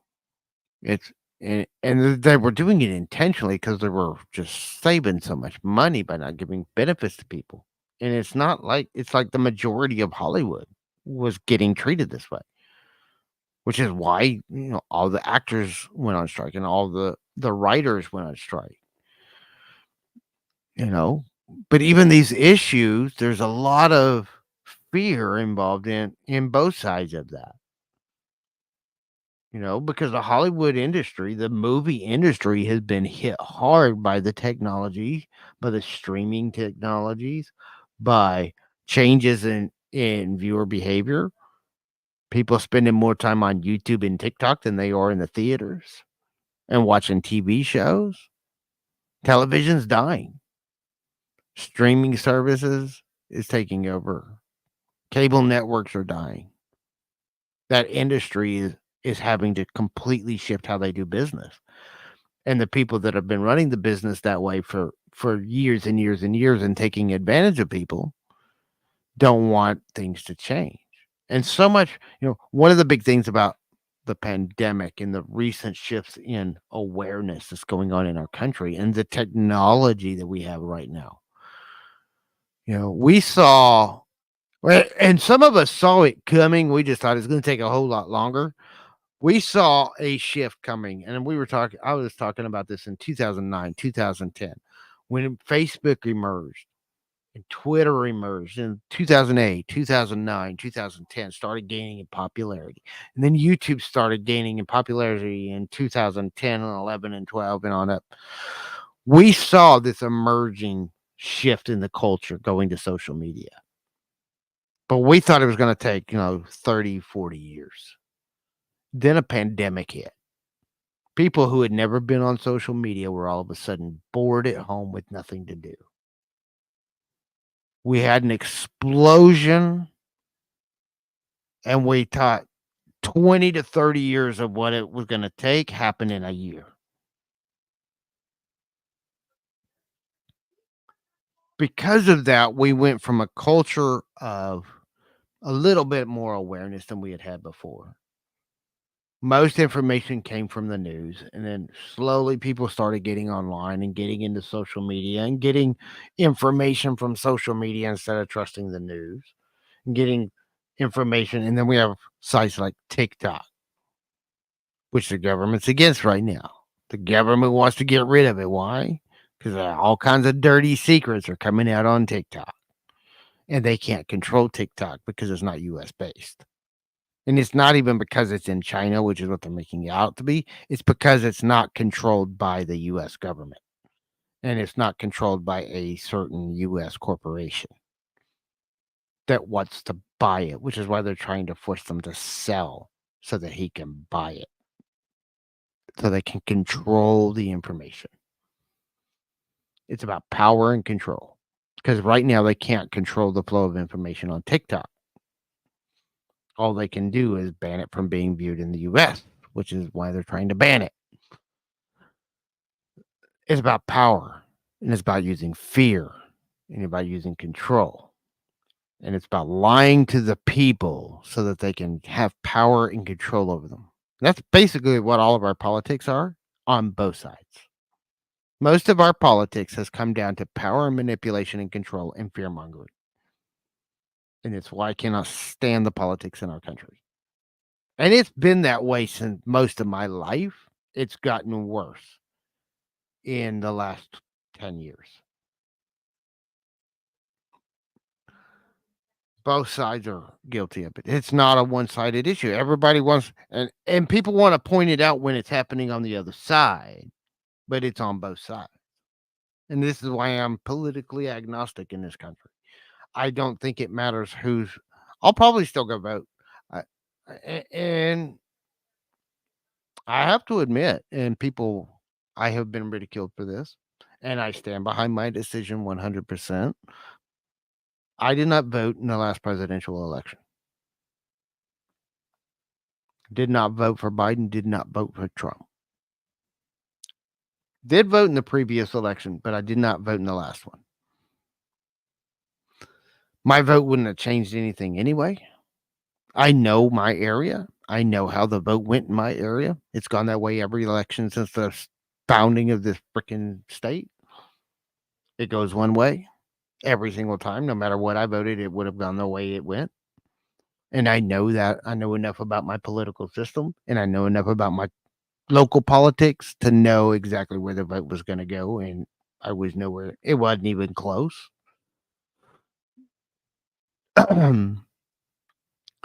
So it didn't matter which way I voted. One.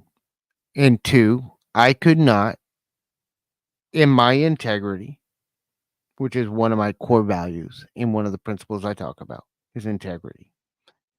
Honestly, another value, another part of it. Could not maintain my self respect and vote for either one of those two people. And I stand behind that, and I have been ridiculed and hated by people when I admit that I did not vote in.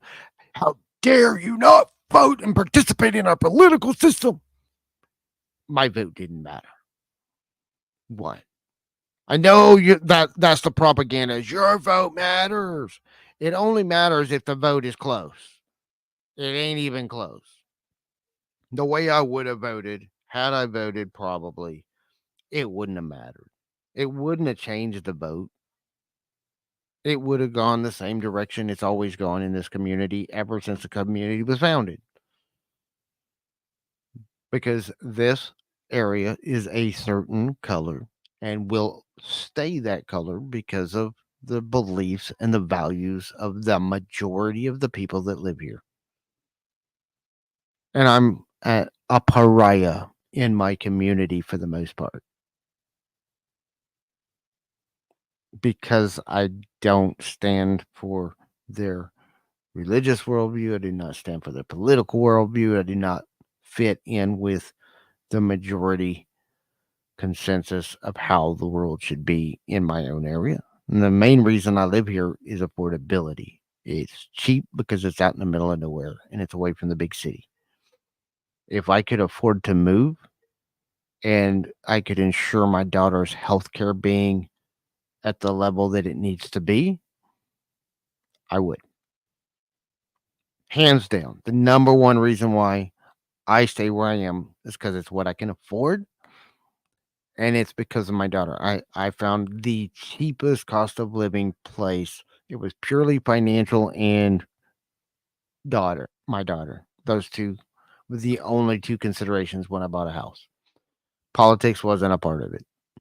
The political arena, friends, the ability to make friends, none of that was even a consideration. I pretty much am a hermit in my own home. I go to the grocery store, I go do what I have to do, I deal with people, and I can be respectful of people. I'm respectful of other people for the most part, and a lot of them don't know my views. I mask it. I don't talk about it because I know where they stand and I know how they feel and I know how I would be seen if I was to open my mouth because I've seen how they treat other people that believe similar to me. And so I just keep my mouth shut because I know it won't make any difference. And I go about my life and I respect their right to believe what they believe. but I also am very much alone.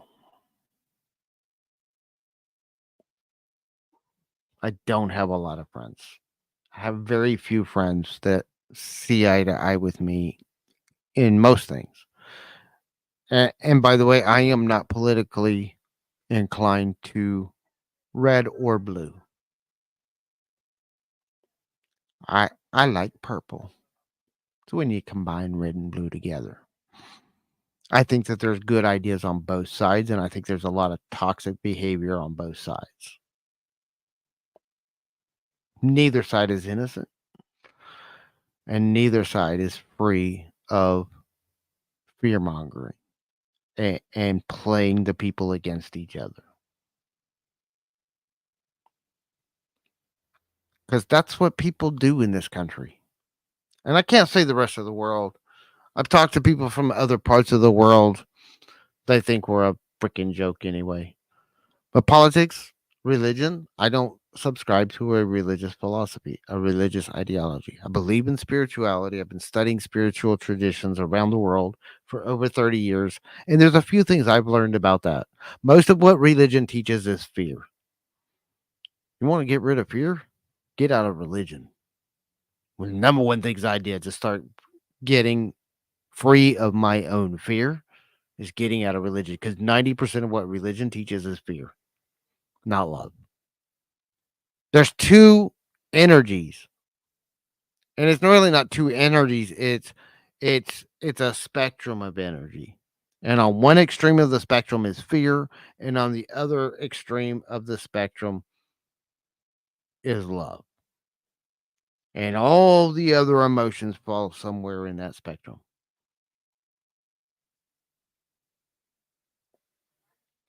Study Power versus Force by David Hawkins and study any of the work of Esther Hicks.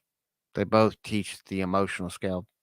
Their teachings of the emotional scale are a little different between the two, but those are two of my best teachers for understanding the emotional scale and the spectrum of our emotions and how it affects our thoughts because our emotional self is a spectrum and it affects our thoughts and it affects our spiritual well-being and it affects our physical body. And at the lowest end of that spectrum is fear. And all of these emotions are just the degree of fear and love. Love is one end of the degree, love is at the other end. And everything that is love goes across the spectrum, fear goes across the spectrum, and it's where the love and the fear overlap is what creates the different emotional states. How much love versus how much fear is involved. And when you get to pure unconditional love, which is at the highest expression of the emotional scale, is unconditional pure love. I don't think we as individuals or at a culture are really at the place. A lot of people claim it, but we are not there yet. But I think that's the destination. If you look at the history of consciousness of people as a human race and you compare it to the emotional scale, we started out, human consciousness started out in survival and fear. And gradually, over all of human history, we have come up that emotional scale. Part of the what we talk about is the shift in consciousness. This is something that's going on in a lot of spiritual communities. It's been talking about it since the pandemic. I've been talking about it since 2010. The world is going through a shift in consciousness. It started in the 70s, 80s. It kind of started building. We kinda started hitting it in 2010. 2020, again, skyrocketed it, sped up the process.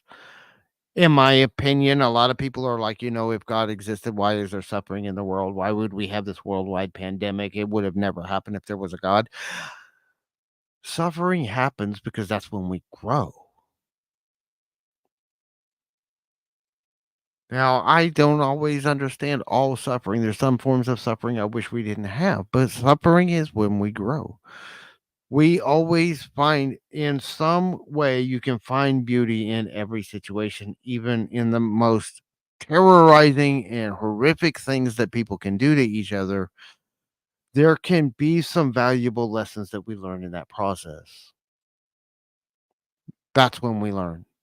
That's when we grow. When things are going great and we're in this bliss and love and exuberance and excitement, we party. We celebrate those moments. And when we're in that state, we're celebratory. When we suffer, when we're afraid, now we have an opportunity to learn, to grow, to expand, to become better. So we have to have both. We have to have the entirety of the emotional scale. And I'm saying love and fear, but people are afraid of fear, which is intensifying the fear because you're fearing that which you shouldn't, which you're afraid of, which intensifies it even more.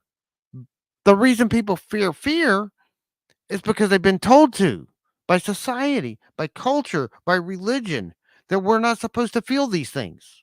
That it's not okay to feel bad, that it's not okay to feel depressed, that it's not okay to feel sad when somebody dies. Oh, we have to make you feel better. Now, I do think that there's a point at which we have to deal with that sadness and that grief.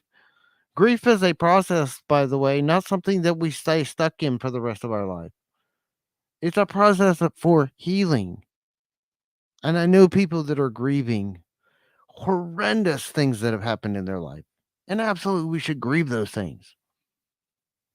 And I don't care if it takes you a year or two or three or four or five, but at some point, we need to start working on actually going through the process, not staying stuck in the process, because that's what happens. People get into the process of grief and they feel the grief, but then they stay stuck there for the rest of their life until it kills them. And there is no more self destructive thing that you can do. This is why I'm against people staying stuck there. And if you choose to stay stuck there, I'm going to love you and I'm going to support you as much as I can. But if you stay stuck there, it's just a longer, harder road to suicide because it's killing you physically, mentally, emotionally, spiritually. Grief, staying stuck in grief kills you. And I know this from personal experience with loved ones and watching them stay stuck in grief. Part of, I've talked about my abusive stepmother. She wasn't that bad. Yeah, she was strict, but she wasn't abusive until her parents died. And after her parents died, she got stuck in grief and she never healed. And she went to her grave stuck in that grief. And all of her abusiveness and all of the trauma, and this is part of where having compassion for people that are hurting you is one of the most powerful things you can do because you can see where through compassion, through loving her, letting go of my judgment of her, I was able to see how much pain she was in, and that's why she was so abusive, how much she was stuck in grief because she never grieved her parents fully. And it was 25 years. We're not talking about, 2, 3, 4 years, and she's still, we're talking about 25 years. She held on to that grief and never healed. So it didn't kill her fast, but it killed her slow. It destroyed her physical body to where she could barely even move.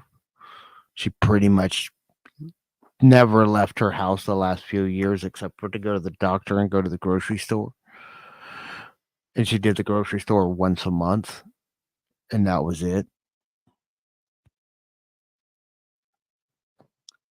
She was faced chronic pain and health problems, and a lot of that chronic pain was because of all of the emotional pain she was holding on to and refusing to heal and refusing to let go of. And then she had guilt, and we processed some of that. We worked through some of that. I worked with her on some of that. As I was healing with her, I knew she had cancer, and we knew she wasn't going to be around much longer. So I made it an intentional thing to work through some of the healing with her that I needed to do. I felt like I needed for myself. And it was for me at that time, it was easier to do with her still alive. I could do it without her. I could do it right here on paper, but some of it was easier to confront and to, answer some of the questions I had about it, to have somebody to talk to. But she fully was still grieving her mom dying. And she was angry at her mom for years and years and years, and still was at the end. Because she never accepted that her mom died at peace. She never accepted that her mom knew and gave her information to prepare instead of to fight. She fought her mom for 6 months because her mom told her 6 months before that she was going to die on Easter Sunday.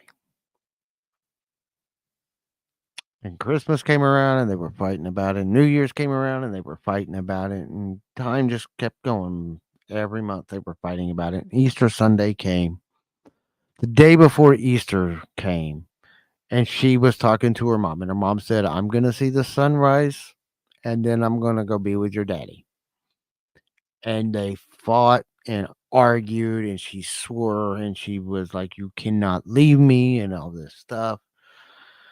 And she swore for the rest of her life that her mom died just to spite her because they've been arguing about it the day before. So she's been telling you for 6 months that she was going to die that day. It wasn't like this just came out of nowhere. But she didn't want to see that. And I wasn't there with her in her final weeks. She lived in Abilene and I lived in San Marcos at the time, which is just down the road from where I live now. Uh, Good 4.5, 5 hour drive. Um, and I didn't see her. We had our hands full with Emily. She never got to see Emily alive. Um, but you know, she we stayed in touch, but I didn't get to see her. And then I had talked to her around Thanksgiving, and we had gone through some stuff, and we had done some of the healing work. And then I didn't talk to her again. I got caught up. I was working a lot of overtime. We were taking care of stuff with Emily, so I just hadn't talked to her. So I don't know what she went through in those final weeks, but as of the last time I talked to her, she was still blaming her mom for dying in spite of her. She had she and I had come to a place of at least somewhat peace with the trauma between her and I. Some of the and it wasn't fully healed. I'm still working on some of the trauma between me and her. But we came to a sense of peace and forgiveness with each other. I don't know that she ever forgave herself. I know that she had a lot of guilt and shame for how she had treated me and my brother. I know that because she told me that flat out. And she had a lot of self-loathing already, and that kind of added to it. But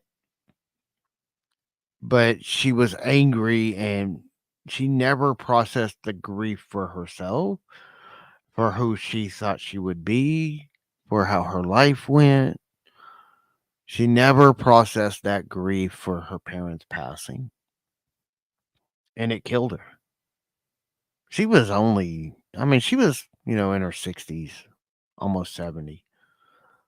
So she had lived a decent, life. She didn't go young, but a lot of people live longer. She could have made it a few more years. Um, but anytime anybody tried to help her, that was one of the things she was going to have to face was her grief over her parents. And anytime anybody tried to do anything to help her, she shut them down and shut them off. She didn't want to face it. We had to respect her choice to do that and respect her life that way. And I tried to, treat her with compassion and love her through it. But sometimes there's also setting boundaries, which is part of why I didn't have a whole lot to do with her except for my own healing work that I was working with her. During those last few years, I had to set some boundaries for myself because of the years of abuse, because she was my abuser, and there was a lot of unhealed trauma, still is, that I'm still working on. That was in 2015, 2014, and then she died New Year's. Well, she went into a coma, or was found in a coma, I should say. She had Meals on Wheels coming to deliver her food. And they came the day on New Year's Eve to deliver her meal for New Year's Eve and New Year's Day because they didn't run on New Year's Day. And the Meals on Wheels person came in and found her unconscious, called 911, got her to the hospital. I got a call on New Year's Day. Her sister lived there nearby and she was with her in the hospital. I got the call on New Year's Day that she was unconscious and they didn't know she would ever wake up. And this was in New Year's of 2015. Blizzard. Freak blizzard that never happens in the state of Texas on any holiday. The one blizzard we got that year, shutting down freeways and highways I could not get from Austin area to Abilene because every freaking highway was shut down due to ice. So it was a couple of days before I could get there. And by then she had passed. But I got there the day after. And I think, maybe Spirit had a hand in that because had I been able to be there, I would have been there. But I also was there. I talked to people about, being clairsentient and clairvoyant and having these abilities to do things. And I was already working on listening to myself. And so what I did was, I knew she was dying and I knew I could not be there physically. So I went and I did my work and I got out of myself and I went there to be with her in the only way I could. And so I got out of my own body and I went there to be with her. And I was there with her when she passed in spirit. And some people have said, "Oh, it was your imagination." I was able to describe the room. I was able to describe because I talked to her sister. Like her sister's freaked out because she doesn't understand this kind of stuff, and she's still in the church. Um, but I was there with her when she passed, and I basically was there, and I was like, "It's okay. You and I are okay.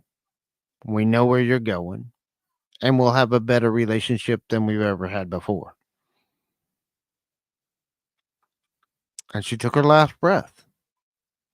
And I went back to myself and I came out of my meditation pretty rapidly, which I don't recommend doing, but I knew. And I came and it was funny because I came out of my meditation. I walked into the house. I told Jessica Patricia just passed, and then the phone rang and it was her sister calling to tell me. I was like, I know. I was there.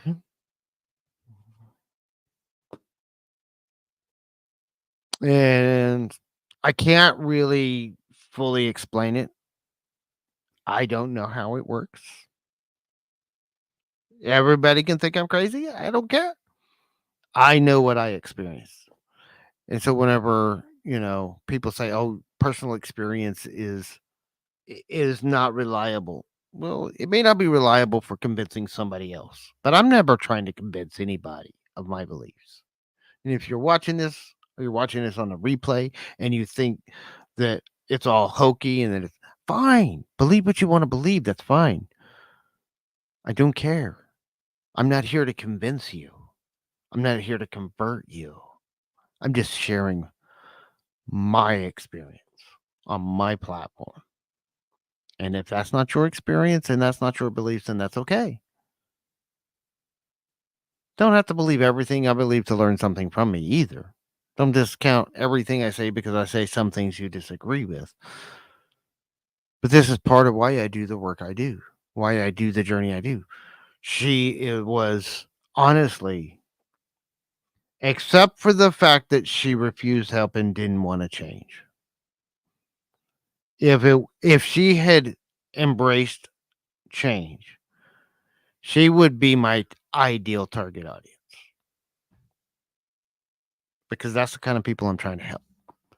The people that are like her, that are stuck in pain, stuck in fear, stuck in grief, stuck in these cycles of not moving, and they're just sick and tired of living that way. And they're not ready to die, but they're afraid to live. That's how I spent most of my life. And there's a way out. It's not easy. It's not going to be overnight. It'll transform every experience. You'll never go back to being who you were. This is something a lot of people get to. When we start talking about grief and fear and trauma, healing that stuff does not take you back to who you were before. You'll never be that person again. That person's gone. That's part of the grief. And this is something else. One of the things that we have to do in this healing process is grief is not something that we just do when people die and pass on. Grief is something we need to do when we have a loss and we recognize and acknowledge that loss. It's the process of acceptance. Grief is a process of acceptance of the loss of what once was, whether it's the loss of a person, a parent, a child. It's a process of grieving what was lost. And when you lose that parent, you lose a part of your identity, which is really what we're grieving. When I grieve the loss of somebody in my life, I'm not grieving their passing. I'm grieving my loss because of their passing. And that's where people get stuck. They think they're grieving the other person. You're really grieving yourself. Grief is a personal thing. It's about what you've lost. And when you can start facing that, you can process that grief. And I've worked with parents who have lost their children. Being a special needs parent with a very high with special needs, her brain deformity has a very high mortality rate. So I've sat with a lot of people in this process. And some come through and they stay stuck in the grief because they don't want to accept that they're not they think they're grieving the loss of the child. They're grieving the child. And some of it's going to depend on your beliefs of what happens when we die. This is what religion and spiritual traditions have been trying to answer for thousands of years. Is what happens when we die. And the reality is 100% truth is we don't know. There's a lot of opinions, and I have my own opinions, but I may be wrong, and you may be right, and you may be wrong, and I may be right. But all we know is opinions based off of whatever we've studied, based off of whatever research we've done. I do believe in an afterlife. I also believe in reincarnation. I believe that we spend a time, and time doesn't exist in that realm. In my viewpoint, the way I understand it, time doesn't exist in the ethereal. It's a physical world thing.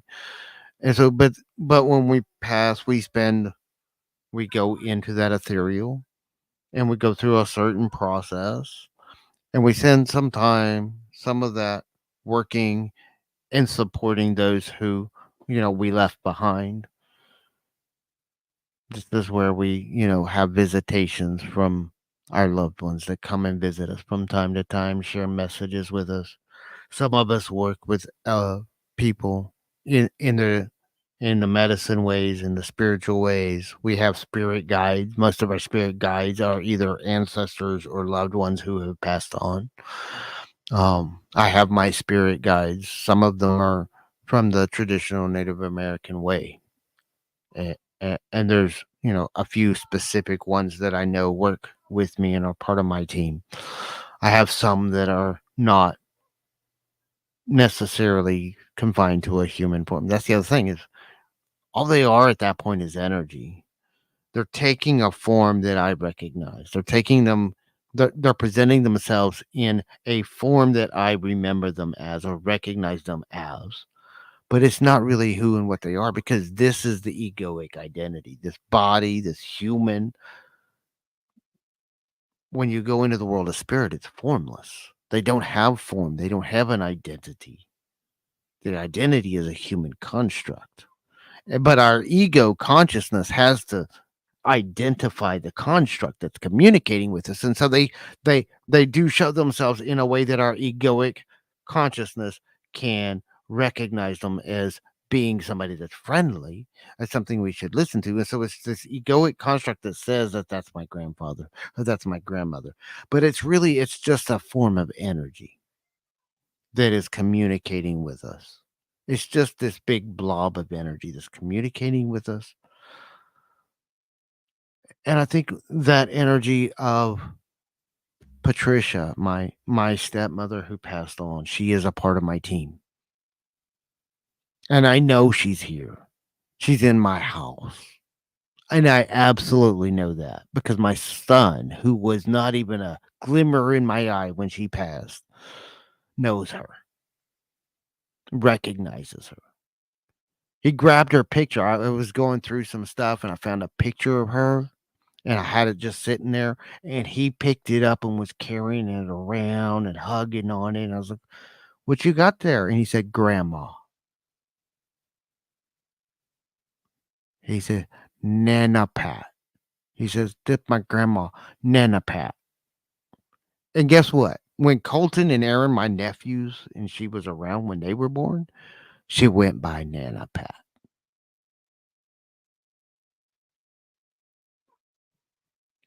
And 4 years old, he was 3 and 4 years old, carrying around her picture saying it's Nana Pat.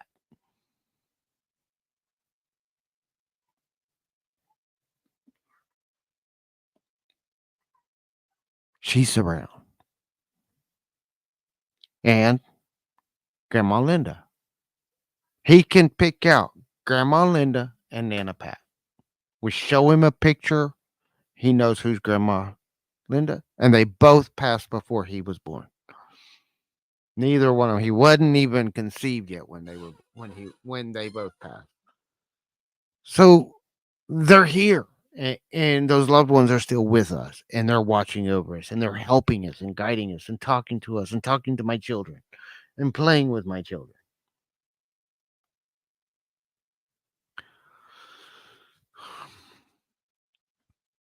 And it's okay. And Emily knows her, even though she never met Emily. I could show Emily her picture, and Emily knows who she is. I could see it in her face. I could see it in her eyes. Emily knows her. She's part of my team. So I believe that there's something after this, but I also do believe that we come back again. And I have flashes of insight, flashes of memories that are not of this lifetime. It's, but it's like I have the photograph, but I don't know the story behind the photograph, so I don't know when and where it is. But it's a cool picture that flashes in my head every once in a while. Sometimes it's a series of pictures that you can tell are around the same time, same scene. And then sometimes it's just totally different. And I have multiple of these pictures that flash in my mind from time to time. But I don't like I've seen some people that are like, yeah, I have this recall of a past life experience and they start describing a movie playing in their head. I don't get the live action movie. I just get photographs. And I don't know the story behind the photographs. I'm not remembering the whole story of the photographs. So all I'm seeing is pictures. It's like me looking through a picture book of people I don't know. Um, but I think these are flashes of my own past lives. There's there's only been a couple of little very short clips of of kind of a movie. There's a few in there. And one of them is one of the ones that I've been working with and trying to explore because I think that's one of the things I had mentioned earlier that I was full of rage, even as a child. And I was always holding that rage back. And I sometimes think, in my own personal opinion, that some of that rage I brought with me. Some of that rage is rage from past lives that I hadn't healed. And I think part of my job this time is to heal that rage. That's part of my journey. Because I think we as individuals and as a collective, humanity, are we started this journey of healing on that emotional scale. The emotional scale is like moving up the emotional scale is how we kind of judge our evolutionary process, in my opinion. Because the emotional scale, what are our emotions? One of the things that I've kind of found in my own opinion, and some people disagree with me. It's okay. This is my opinion. You can have yours. Um, I think the emotional self is the bridge between the spirit and the mind. The spiritual self is like the access, the divine connection, the part of ourselves that's connected to God and source energy. And that is the soul, the part of us that existed before we were born. And then we have the mind. And the mind is our ego and our consciousness and our awareness. And without the mind, we have no consciousness. Without the mind, we don't have awareness. Without the mind and without the ego, we don't know the soul exists. And the emotions are the bridge between the soul and the mind because the emotional self is like the bridge. It's like our feelings. Okay. There's also a difference between feelings and emotions, but that's a whole live stream. But our feelings are really, they go through the emotional self and across that bridge. But it's the gap. It's the gap in alignment between our mind and our ego and our soul and our spirit and our divine connection. Because our divine connection knows our truth.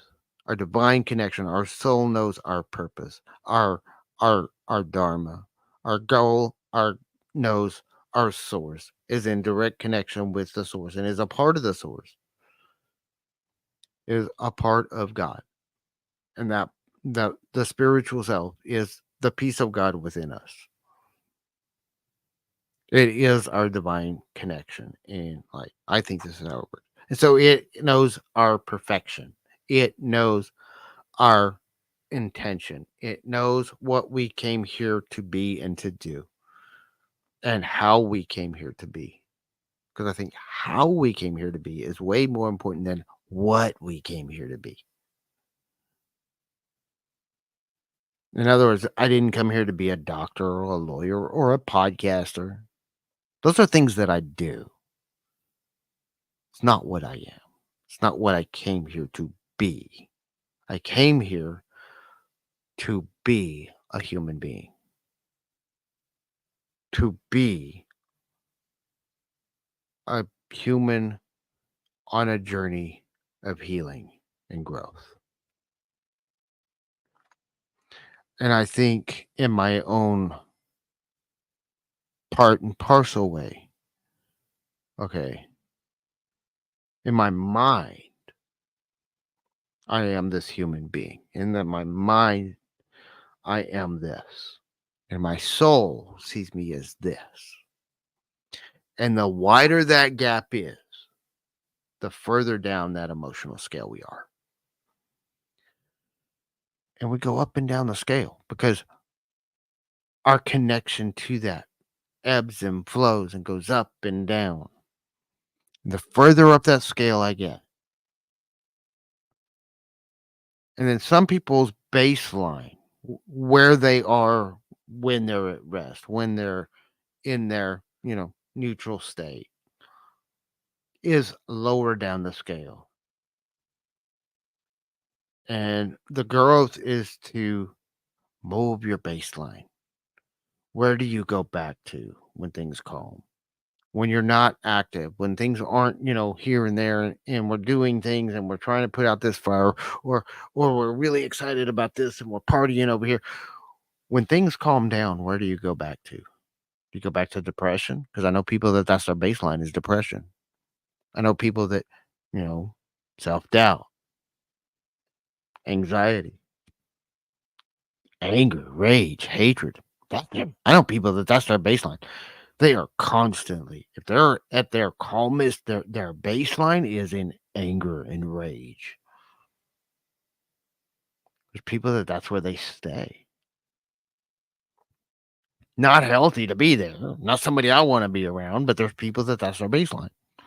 I think the evolution of our soul, the evolution of our growth over many, many lifetimes is to gradually through every lifetime move up that scale. What happens when we get to the top of the scale? Ascension.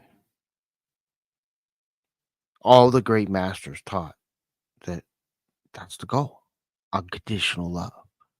The goal is to get not to just experience unconditional love from time to time, which I think is great. And I think we need to, the more we experience it, the closer we get to being there.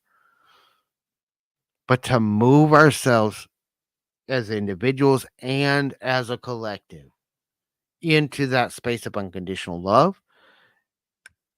And there's a tipping point that shifts the consciousness of the planet. We're constantly shifting, little bits at a time. We're constantly shifting. We've gone as a species, as a culture, our awareness has gone from being, just fear and survival into, being scared of ourselves, feeling a bit down, feeling low, like we're the low man on the totem pole. Everything's out to get us, depressed, feeling a bit worried and anxious all the time. We've moved as a culture, as a species, up the scale. And we have some individuals that are higher up the scale than others. And we have some individuals that are lower down the scale. I think the majority of humanity and as a consciousness, we're kind of right at the tipping point. But see, there's like three sections in the middle, and we're right at that tipping point. Right at that tipping point is judgment. And then we get into judgment. And as we break free of judgment, we get into contentment. That's like really the super, really the middle of the scale is contentment. It's like halfway there. And I think we're right on the edge as a culture of going into contentment, but we're still breaking free of that judgment. We are at that point of judgment right now. But when we stay in judgment, that leads down to the lower paths because as we get into judgment, it evolves downward. And some people are doing that. They get into that judgment of other people. They're judging the conditions. They're judging what other people are doing. Now, judgment's important because judgment is also bringing more of that into awareness. That's what the pandemic's done. We have heightened our awareness through this pandemic and through everything we've gone through since the pandemic. We have heightened the awareness culturally, globally, of what's going on in this world. Look at all the things that are coming out. P. Diddy, Um, Look at what happened with Nickelodeon. All this stuff, all this stuff left and right coming at us. And it's just this flood of all of this toxic BS. And it's like, it's so overwhelming because it's coming into awareness. This stuff's been there for years, y'all. It's not new stuff just showing up. Our awareness of it because of the technology has made it available. The awareness of it because there's places people can go without their speech being restricted and talk about things that they've always been hushed up about. And the powers that try to control that stuff can't control it. And we're breaking the power. We're breaking the control. But it's a process. It's not going to happen overnight. But we are seeing progress as a culture, as a collective. We are seeing growth, but we're experiencing some growth pains. You ever go through a growth spurt as a child? Sometimes it was painful and we were awkward and we were wobbly and I spill stuff or trip and fall. And, when we were going through our growth spurts as a kid, we were gangly and uncoordinated. We're going through a growth spurt as a culture, as a society. So there's going to be some fumbling around. There's going to be some awkwardness. There's going to be some pain. But it's through that pain that we're growing. And I think we're on the verge. And I don't know when. I'm not a psychic medium going to say this is when it's going to happen.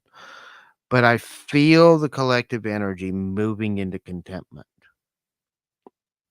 And I think it's going to happen within the next few years. I don't know. I don't know how it's going to get there. But I feel that we're moving into contentment. I think the goal as a culture, as a species, is to get to unconditional love. My goal, and I don't know that we're going to realize this in my lifetime, probably not, because it can take a really long time for these cultural shifts to balance out and stay. My goal, and it's what I've been preaching for the last 5 years, is to get the cultural awareness to peace, which is the next step up above contentment. And part of the reason why that became my goal is I think going to unconditional love is too unreasonable, too far ahead of where we're at culturally. I think that's the end goal long term, but we're so far away that it looks like it's an impossible goal to reach. I think we can get there, but it's going to take that's a few hundred years away still. But one of the many great texts that I've read over the years, a book called The Law of One, written in the 80s. Supposedly, you can debate whether you believe in channeled works or not. Supposedly channeled by a medium, um, a more evolved entity calling itself Raw. Now, my view is listen to the message, not the messenger.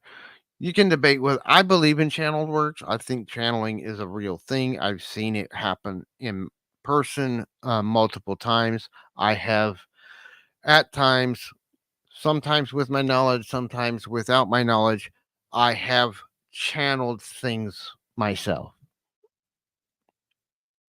So I absolutely believe in channeling because I've been on the channeling end of it and I have been a witness to it. I can also tell you that there are a lot of frauds out there. So whether you believe in the channeling or not, I want you to listen to the message. And the message of the law of one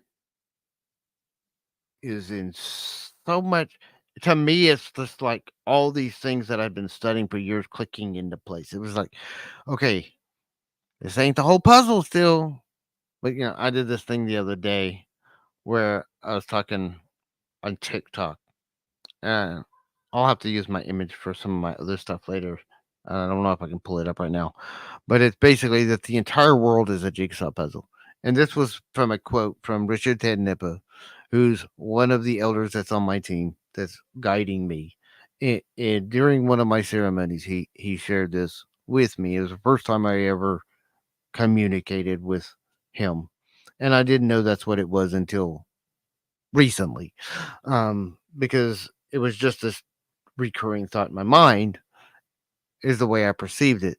They said all the world is a jigsaw puzzle, and only the creator has all the pieces. And then it goes, if all the pieces that the world has was put together in one place, you stood wouldn't have them all.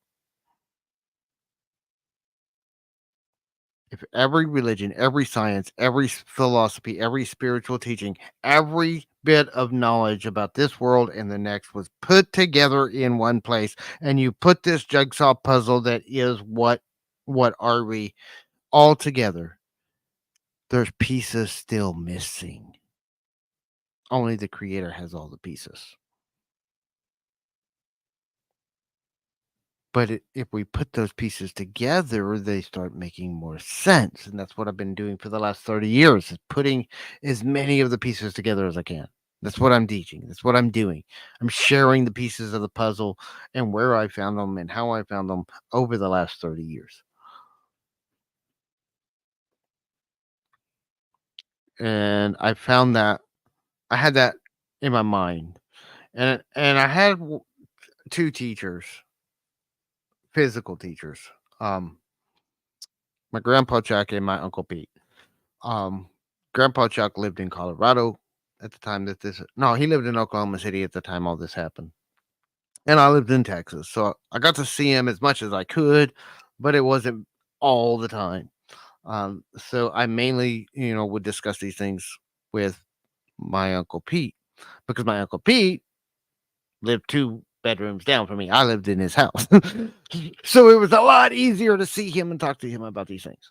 Because he took me into his home. He's the one that got me out of the dangerous situation I was in my home when my mom and I were about to kill each other. Um, and he helped me to learn how to survive outside of that. Didn't help me much with the trauma healing. That would come years later, but he did help me to get out of that situation and taught me a lot of things about life. But he also, like, whenever I would do these ceremonies and I would have these insights, I would talk to him about them. And so I told him about this coming through my head. And he just said, "Yep, okay," and just shrugged me off like it was no big deal. And I was like, but," and he was just like, "It's all right." I said, "Okay, guess that's not a big deal. Maybe it's just a little thought that came from this ceremony I just did. I'm okay with it." Still didn't let go of it, but then I never said a word about it to Grandpa Chuck, my other teacher, because Pete brushed me off. So I was like, well, he'll probably just brush me off too. Never said another word about it, but I've been working on that idea in my own mind. That was in 97. Been working on that one ever since. It's been one of the driving forces in my life, putting together as much of the jigsaw puzzle. That's why I started studying all these spiritual cultures and religions and different traditions and philosophies, trying to put it together as many of the pieces of the puzzle as I could. Because I felt like that's part of why I'm here, is to put together as many of these pieces as I can, and maybe I'll do something with it one of these days. Didn't have a plan for what to do with the puzzle. I just knew I needed to find the puzzle. Started studying spirituality, Wicca, Taoism, Buddhism, Zen, all these different traditions, all these different philosophies. Studied some of the Vedic stuff, studied the Bhagavad Gita, studied all of these different religions and spiritual traditions from around the world. Whatever I could find, it's been the one hyper focus that I've maintained for 30 freaking years. Now, I've had a lot of distractions here and there, and I did other things for a while, and I came back to it and come and go because I'm ADHD as hell. But I always come back to it. And then when I started doing content, I was doing all this other stuff and I was making some money and things were working. And I was realizing, I had at one point, I had over 100 websites. And this was in like I started in 2008, started building, started creating websites and doing stuff. 2009, I lost my job way longer before my affiliate stuff and my websites were making me enough money. So I started freelancing. So I was studying all this different stuff, all these different ideas, and most of what was focusing on was on the external world. So I was doing stuff for weight loss and fitness, dating, relationships, you know, dating advice and marriage advice are two totally different niches, by the way. But there's a lot of crossover and similarities, but they're two totally separate niches when it comes to online content. So I had sites in both, and I had stuff that I worked on in both, and then I had all these other things that I was working on, and I even had some stuff going on in the self help community and the personal growth development stuff.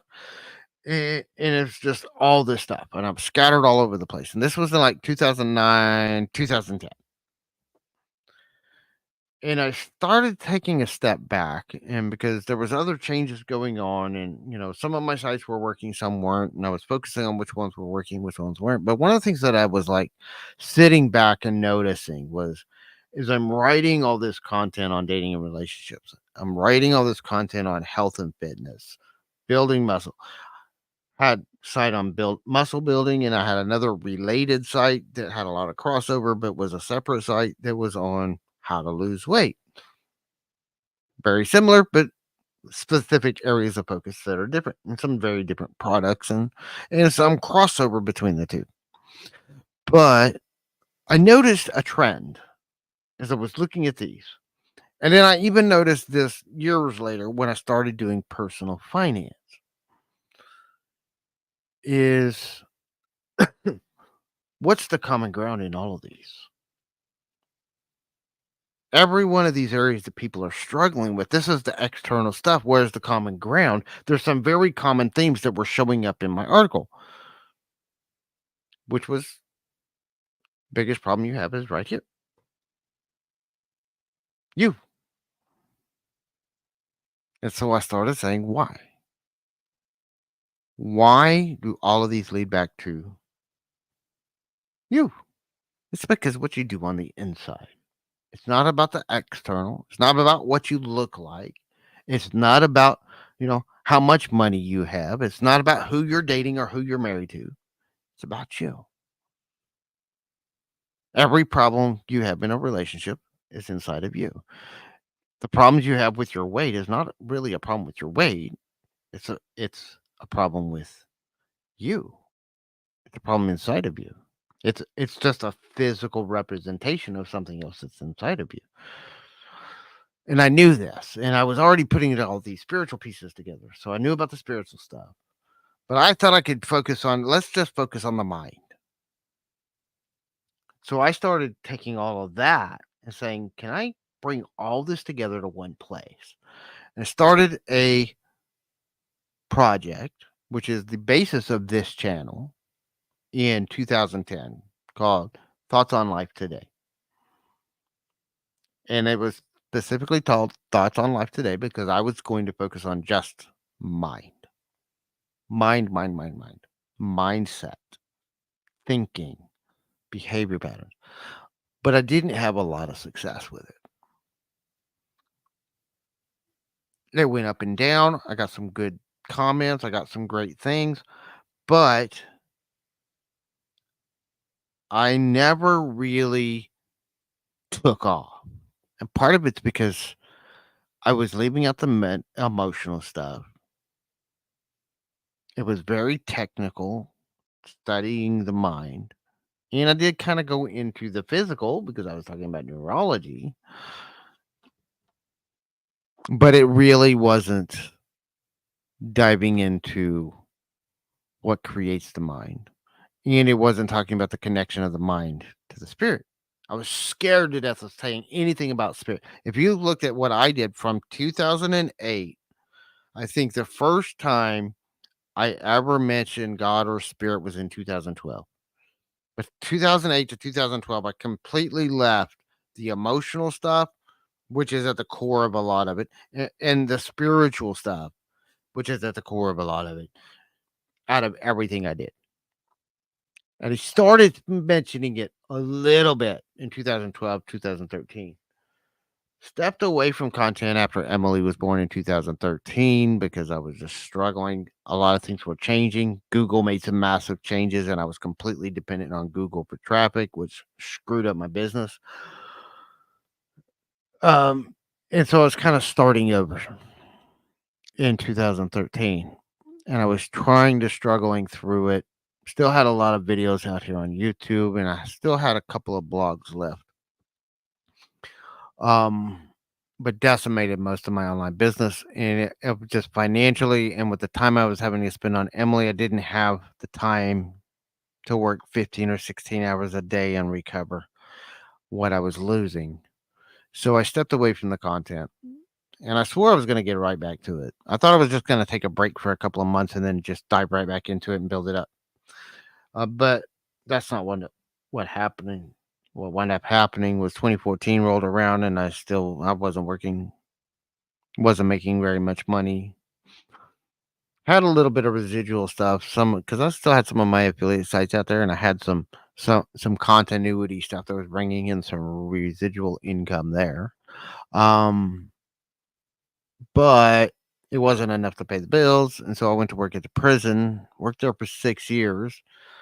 Didn't really do much content during that 6 years, but in 2014, which was shortly after I started working at the prison, I had a video that I'd done in 2012, which was one of the first videos I mentioned God.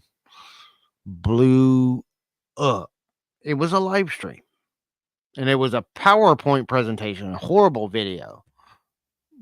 So glad I kind of glad I deleted it just because it was a horrible video, but it was the biggest video I've ever done. It went from having like 20 or 30 views when I did the live stream to something hit the algorithm just right to it went over 100,000 views, thousands of comments.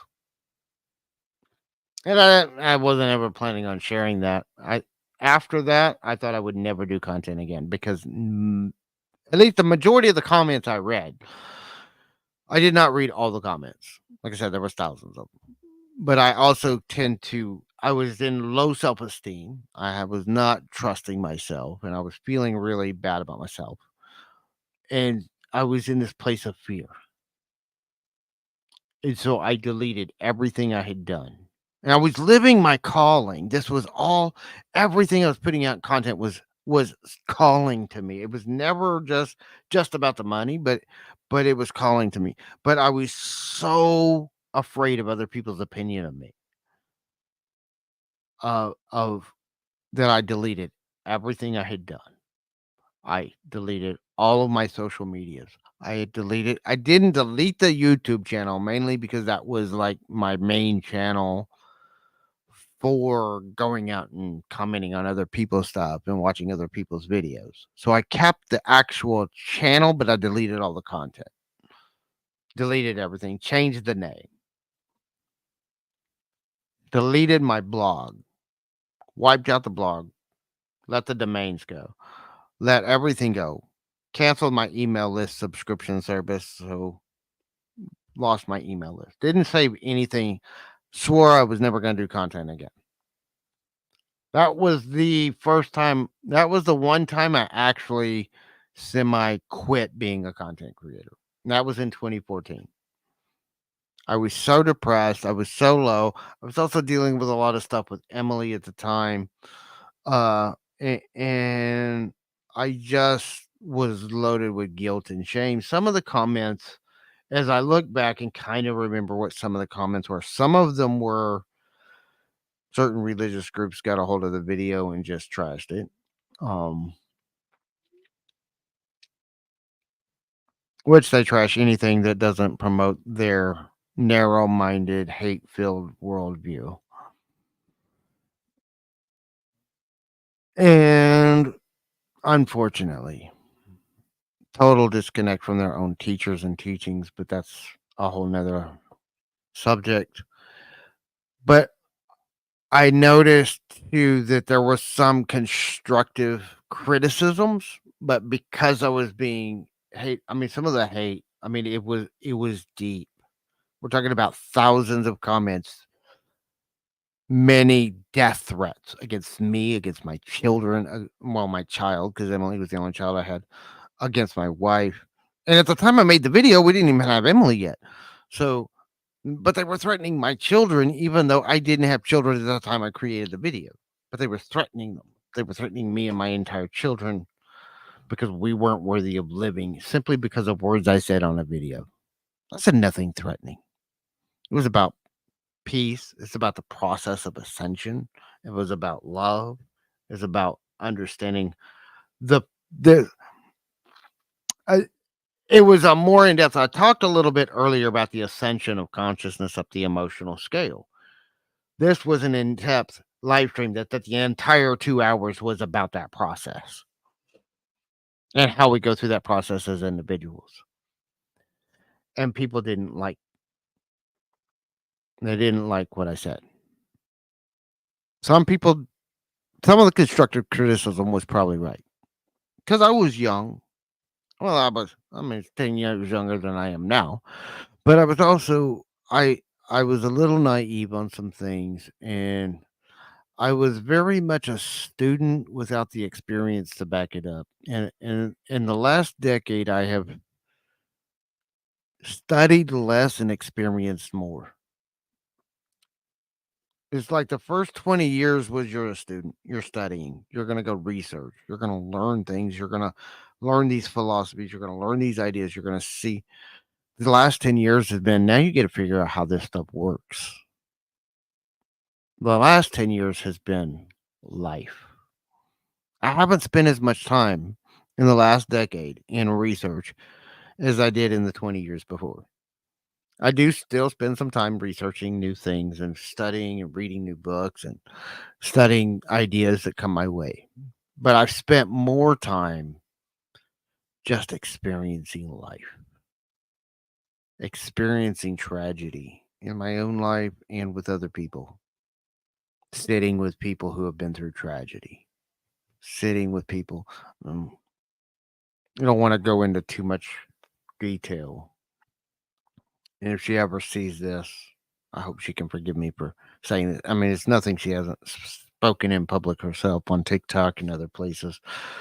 But one of my best friends I've known since kindergarten, um, 2013, 2014, 2015, somewhere right around then. Her daughter and five friends was horrifically murdered. And I've watched her grieve, and I've watched her over those few years, and I have tried to be as much of a support to her as I possibly can because she's one of my best friends. Out of everybody, outside of my direct family, she's a part of my heart, and I have a love for her, not like I do my wife, not like there's nothing like that, but there's never anything, physical between us. But she's like a sister to me. That's the best thing I can say is, she's like my sister. And to watch her go through what she's gone through in the last decade because of that, oh, it still breaks my heart. And I try to be there for her and support her and work with her and, you know, offer what support I can. But I'm also like, I see what she's going through. And I know everybody means well. But I've seen just the outpouring of people trying to cheer her up while she's grieving for her lost daughter. And I'm just sitting there saying, let's feel this. I want to sit here. It's okay to feel this right now. Just sit with it, feel it, be it. Don't hide from it. Don't be ashamed of it. Be where you're at right now. Because I know that's the best thing for her is to feel it. Not to wallow in it, not to stay stuck there, but to just feel it when it comes over her and be there. And that's what I try to share with everybody. It's also Like one of the things that I do, and this goes back to my teachings of my grandfather. Uh, gr- my Tankashila, my grandfather, and my spiritual teacher shared with me that there's a few things I have to abide by when teaching these things. And it's absolutely something. It was one of the first things he taught me, and he reminded me of it recently. But I'm like, yeah, I know. Everything I've done is tried to be that way. I said I may not be perfect at it, but sometimes I try to be that way. But he taught me several rules, and the first one, absolute rule, and it's really the one that's absolute, is if I'm going to teach these things, I can only teach it to those who want to hear it. I am not here to force these ideas on anybody. I do it here on my live stream. I'm not going out shouting in a bullpen telling people what to do or how to live their life. I'm not even here today saying you have to do these things. I'm saying these are the ideas I've learned. These are the principles that I try to live my life by. What you do with that information is up to you. You can ignore me. You can cut me off. You can run away. That's up to you what you do with it. I'm not telling you this is what you have to do. Now, sometimes the other side of that is we can say, if you do this, this will happen. That's just cause and effect. That's stating a fact of cause and effect. And if you do certain things, certain results are going to happen. If you do different things, different results are going to happen. I can tell somebody that what you should do is up to you. I'm a guide. I am a guide that helps people find the answers for themselves. And everything I do is just sharing with people a way to find that answer for themselves mentally, emotionally, spiritually, financially, through listening to themselves. Second principle we teach listening, respecting themselves, respecting other people, respecting the earth, respecting everything in their environment, having that compassion, being generous. Generosity is not about money, but it is a show of money. Being generous with your time, with your attention. I've been generous here for 2.5 hours. Now, I know some people do these live streams that are here for an hour. I've been on here for 2.5 hours. I'm not charging you anything, not asking you for donations, not asking for anything. If you do want to support our live stream, you still listening? We still have our journal. Links in the description. That's a way that you can support the channel if you wish to, but you don't have to. I don't ask anybody to. We don't even have donations or super chats or anything because I don't have enough subscribers yet. But I try to be generous with my time. And then people get greedy with my time. I've had people who I've been there for and supported and done things with. Years and years ago, I did this with a friend of mine. I was there for them for hours and hours and hours in person, just walking with them when I needed to be doing other things for my own well-being. Should have been doing things for my own financial well-being, like working, but I didn't. It took a lot of time, and I took time for them because they needed my space. They needed my help. And whenever I finally got to a point where I said, I love you, and I would be here through this whole thing all the way, but I got to go to work because I got to put a roof over my own head.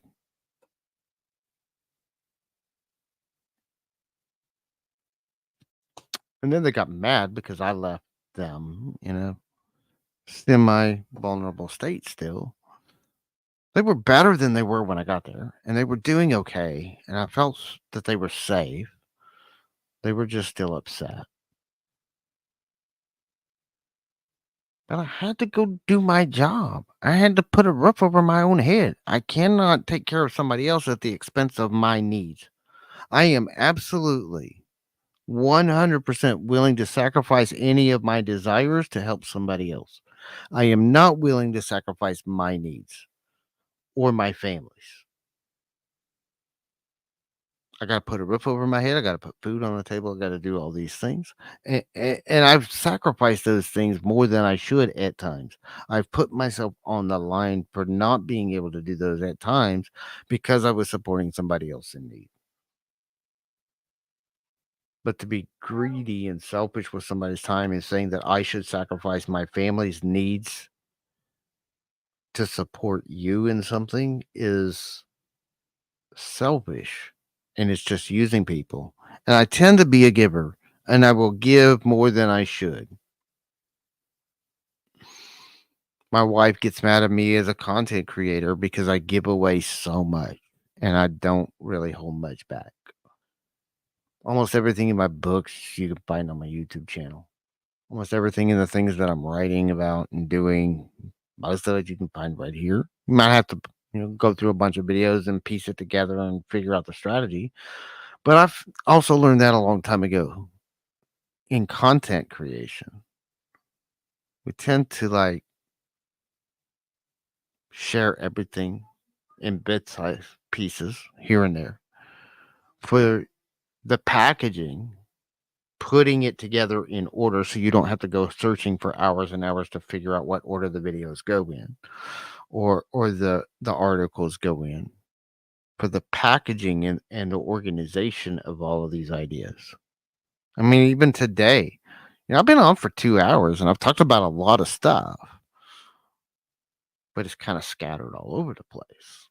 And you might have to do this and then that, and then go forward a bit and go backwards a little bit and pick up a little something. There's a lot of things I've talked about today that would be really, really helpful to a lot of people tactically, but I didn't share the step by step process I go through to do it. For that step by step process, that's what we sell in our books.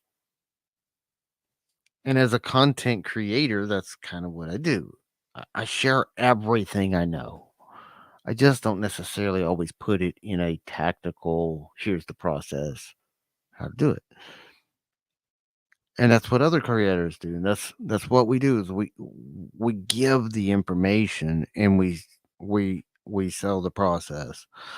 Um but everything I talk about in my books, you don't have to buy them. You don't have to. That's a great way to support us and our channel. I don't even have anything published. I don't even know that I'm going to publish this book, honestly. I mean, I writing it as much for myself as for anybody else. I'm writing a book and I haven't really talked about it. It's part of the direction that I'm going right now.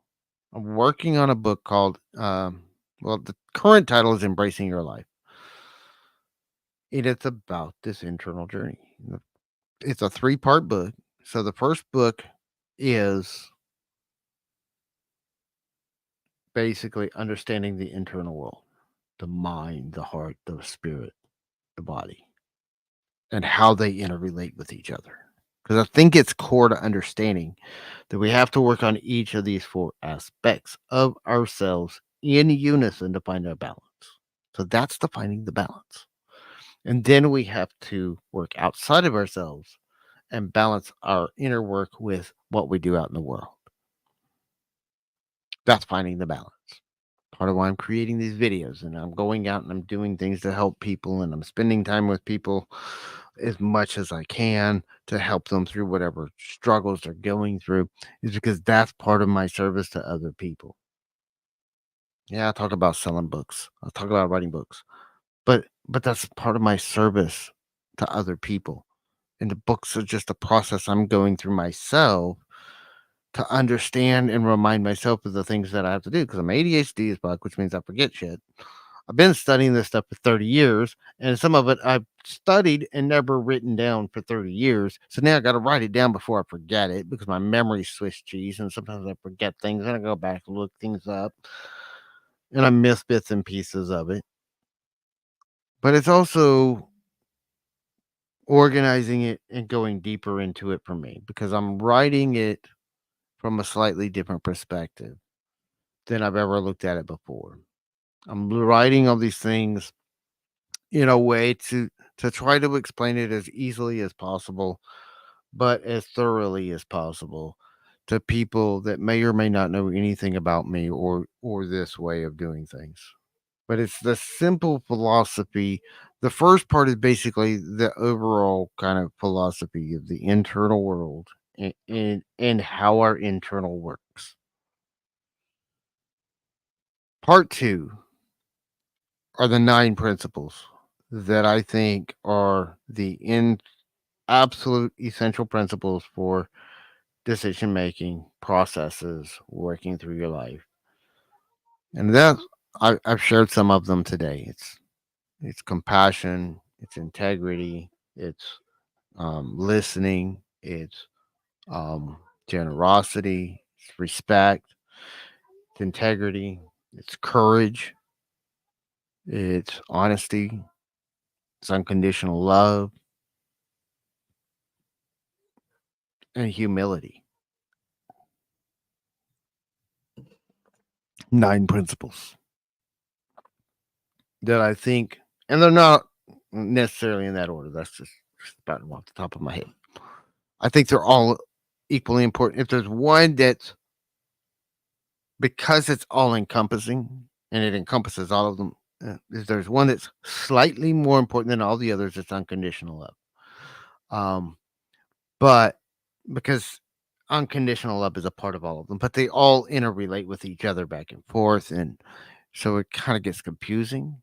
But I could write a book on each one of those principles. But right now, I'm kind of going into what each of those principles are, what they mean to me, how I live them out in my life. What are some of the things that I've experienced where I've experienced not using them and those results, and some of the experiences of me using each of these principles and the results I've gotten from doing that in my life, helping other people because I've been talking about this stuff for 30 years with people and not in a professional sense.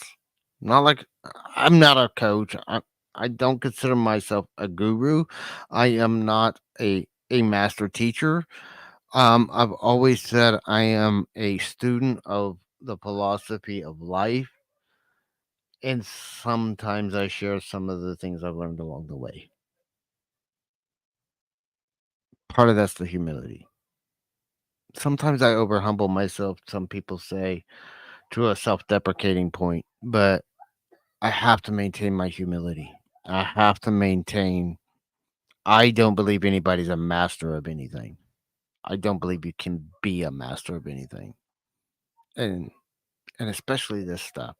If I was a master of the stuff I teach, I wouldn't still be on this planet. I'd have already ascended like all the others have.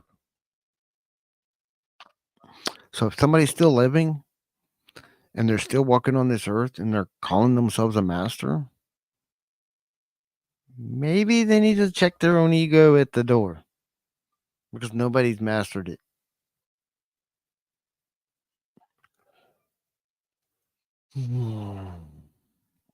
Some people claim to. There's lots of claims. People can claim anything. They have no proof of it. They're still here. They're still doing whatever they do. My opinion is that anybody who claims to have transcended the ego is talking out their ass and talking from their ego. And that's not somebody that I really, really follow closely. There's a few people that are right here on YouTube that are teaching this whole idea of transcending the ego. And there's some good people and they have some good lessons. So just because ego is involved doesn't make it bad. But every religious text has been influenced by the egos of the men who wrote it. Because every religious text, maybe some of them were inspired by God, maybe not. But a lot of them were just the opinions of the egos of the men who wrote it. And some of them are good and valuable. Some of them were perfect for the culture at the time, but culture's changed in 2 or 3,000 years. And some of those opinions are just absolutely horrible and should be thrown out. Not a single religious or spiritual text on this planet that is perfect because every single one of them was written by men, edited by men, distributed, translated, reproduced, rewritten by man. Every man that touches it distorts it because every ego that touches it distorts it. Part of why with my books, I try to keep them as clean as I can, but they're touched by my own ego. And I try not to allow any more people to influence my writing than I have to. Um, I will probably have somebody help me with editing when I'm done if I decide to publish it. I probably will self publish. I probably won't go through a traditional publisher. I'll probably hire somebody to help me edit it and work through that part. But I'll probably self publish because then publishers can alter and change things too and go back for another edit after it's already been approved. And I don't want any more distortion to the ideas and the philosophies and the traditions that I'm teaching than absolutely necessary. So I'm trying to keep it as much in house as I possibly can. So part two is the principles, and then part three is really the process.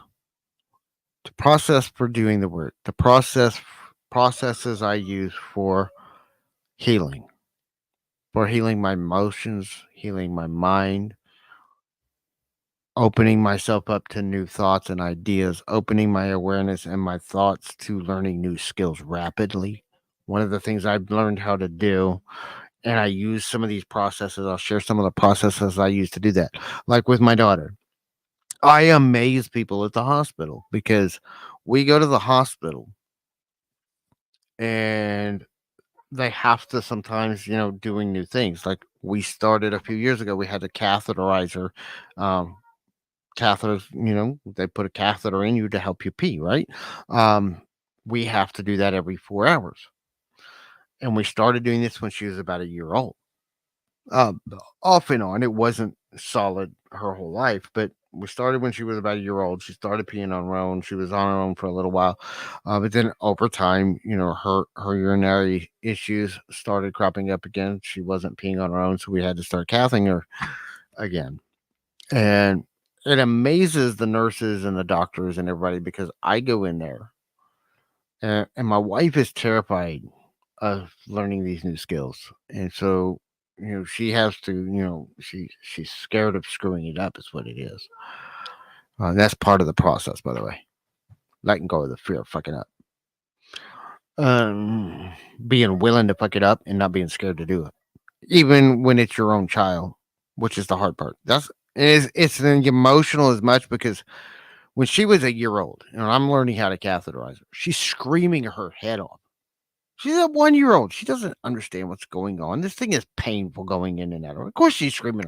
I expect her to scream her head off. But my wife was terrified of her ever crying. I'm not afraid to hear her cry. That's partially. I let her cry. My wife gets mad because I don't come running the second she starts crying. Let her cry. It'd be good for her. Sometimes she needs to feel her feelings.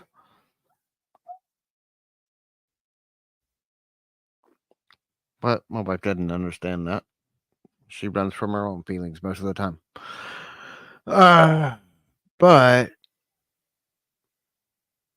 I go in there and I learn these new skills. I learn how to catheterize her. Bam, bam, bam. They showed me like twice how to do it, and then I started doing it and did it the rest of the time we were in the hospital. Not only that, but like when the nurses would do the caths, they got 2 or 3 nurses to hold her down, and they got like one or two nurses actually holding her down and keeping her legs in the right position, and the other nurse doing the cath. Okay. So sometimes 2 to 3 nurses just to do one catheter on her every time in the hospital. And they still do to this day, by the way. We go to Dallas. We were just up there. They are always calling a backup nurse, and it was always 2 or 3 people to do her caths every time.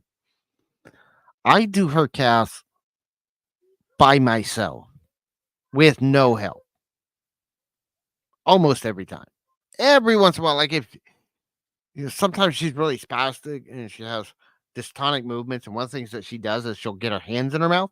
So sometimes if she's trying to bite her hands, somebody has to grab her hands because I'm working down here, can't be up there at the same time. But as far as positioning her in the actual cast, I do it by myself every time. And to me, it's easy. It always has been. But it's because I learned these processes to learn skills quickly.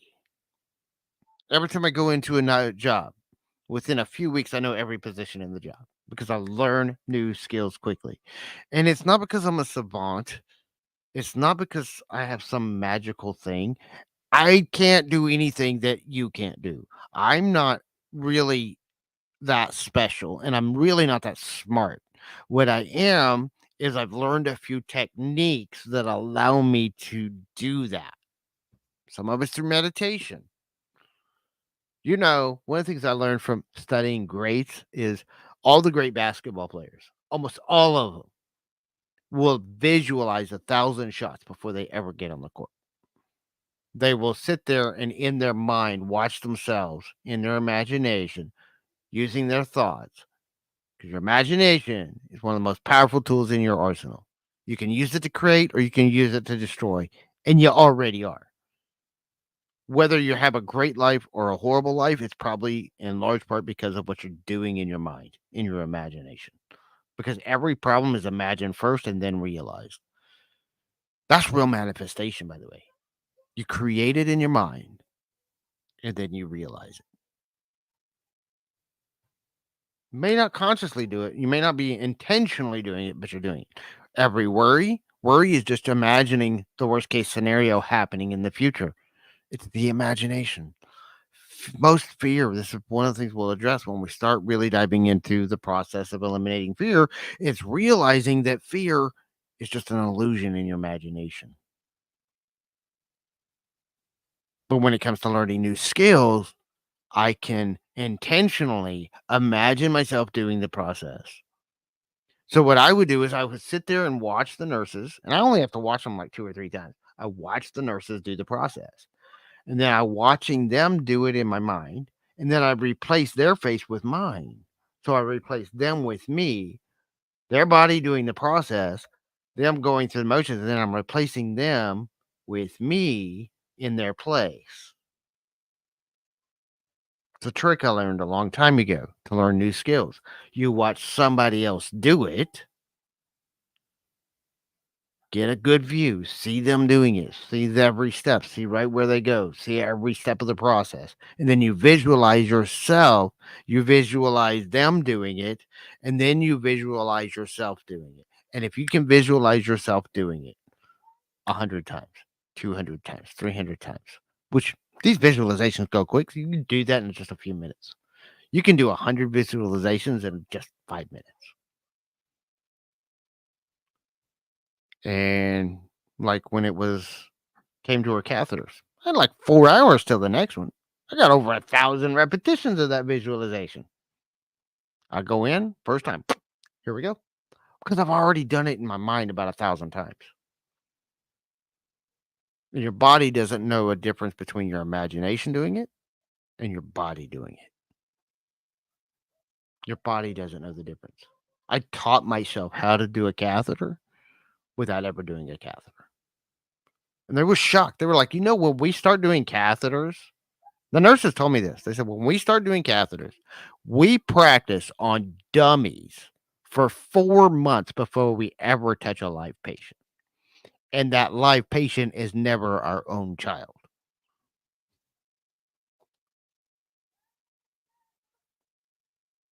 First time I ever did a catheter, I did it on my own daughter while she was screaming her head off. Straight in. Let's go. Now, every once in a while, I miss. Again, one of the things I just said a little bit ago. Can't be afraid to fuck it up.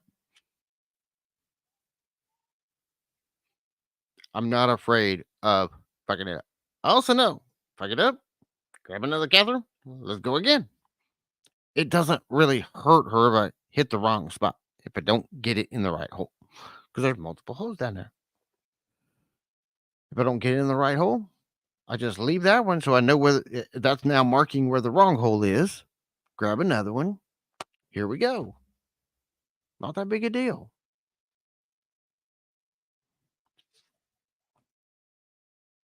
Nurse taught me that trick too, by the way, because they miss too.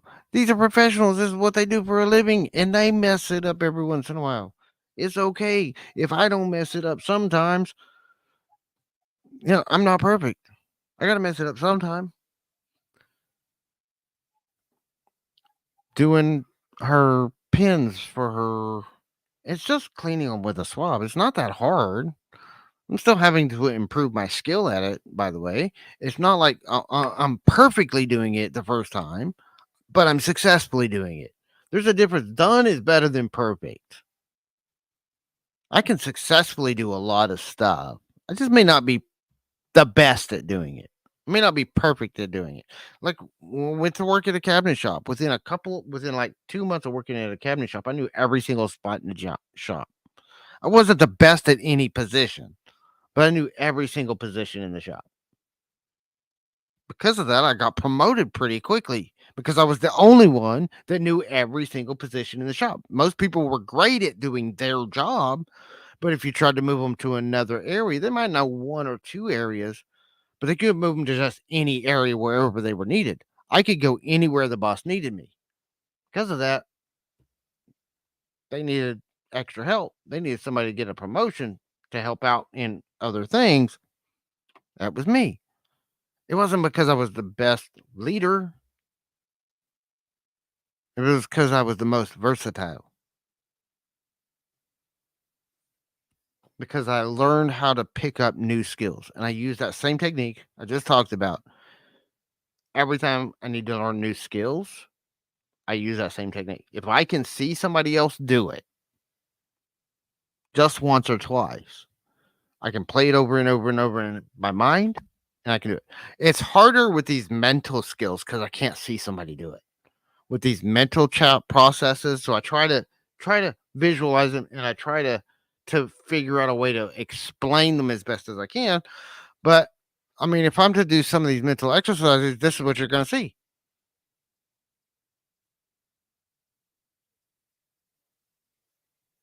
And it doesn't matter which exercise I'm doing. All you see is the same thing. That's why we have this one term called meditation. And that just means, but this is actually about 4,000 different processes that we can do that all look like this. Because there's so many different ways to do it. That's meditation. Meditation is a whole slew of processes that are all done in your mind. Some of them are focused. Some of them are not. Some people say, "Oh, meditation is just an intense focusing of your mind." Sometimes, and sometimes it's just letting your mind go free. There's some processes of meditation where I'm just going to sit here and I'm going to let every thought that comes out of my mind come. And that's a hard one for ADHD people because I can sit here for 2 freaking hours and it will never slow down. And then eventually I'll either get bored of it or I will get distracted or I will have something else that I have to do and I got to get up and go because I've never reached the end of that stream. Some people have said, oh, yeah, you just stay and you stay in that state until the stream stops. Nope. I've always either gotten distracted or somebody's called me away or I had to go do something. I have never made it. The longest one of those I've done was 2.5 hours and I got called away to go do something else. I have never gotten to the point where doing that exercise cleared my mind. Because I'm ADHD. My mind never stops going. It's always coming up with something new. Now I was able to pick out a lot of thoughts. I was able to see a lot of thoughts and ideas and some patterns that I'd never seen before. I think it was a valuable exercise to me. But to clear my mind, to get my mind empty, nope, doesn't happen.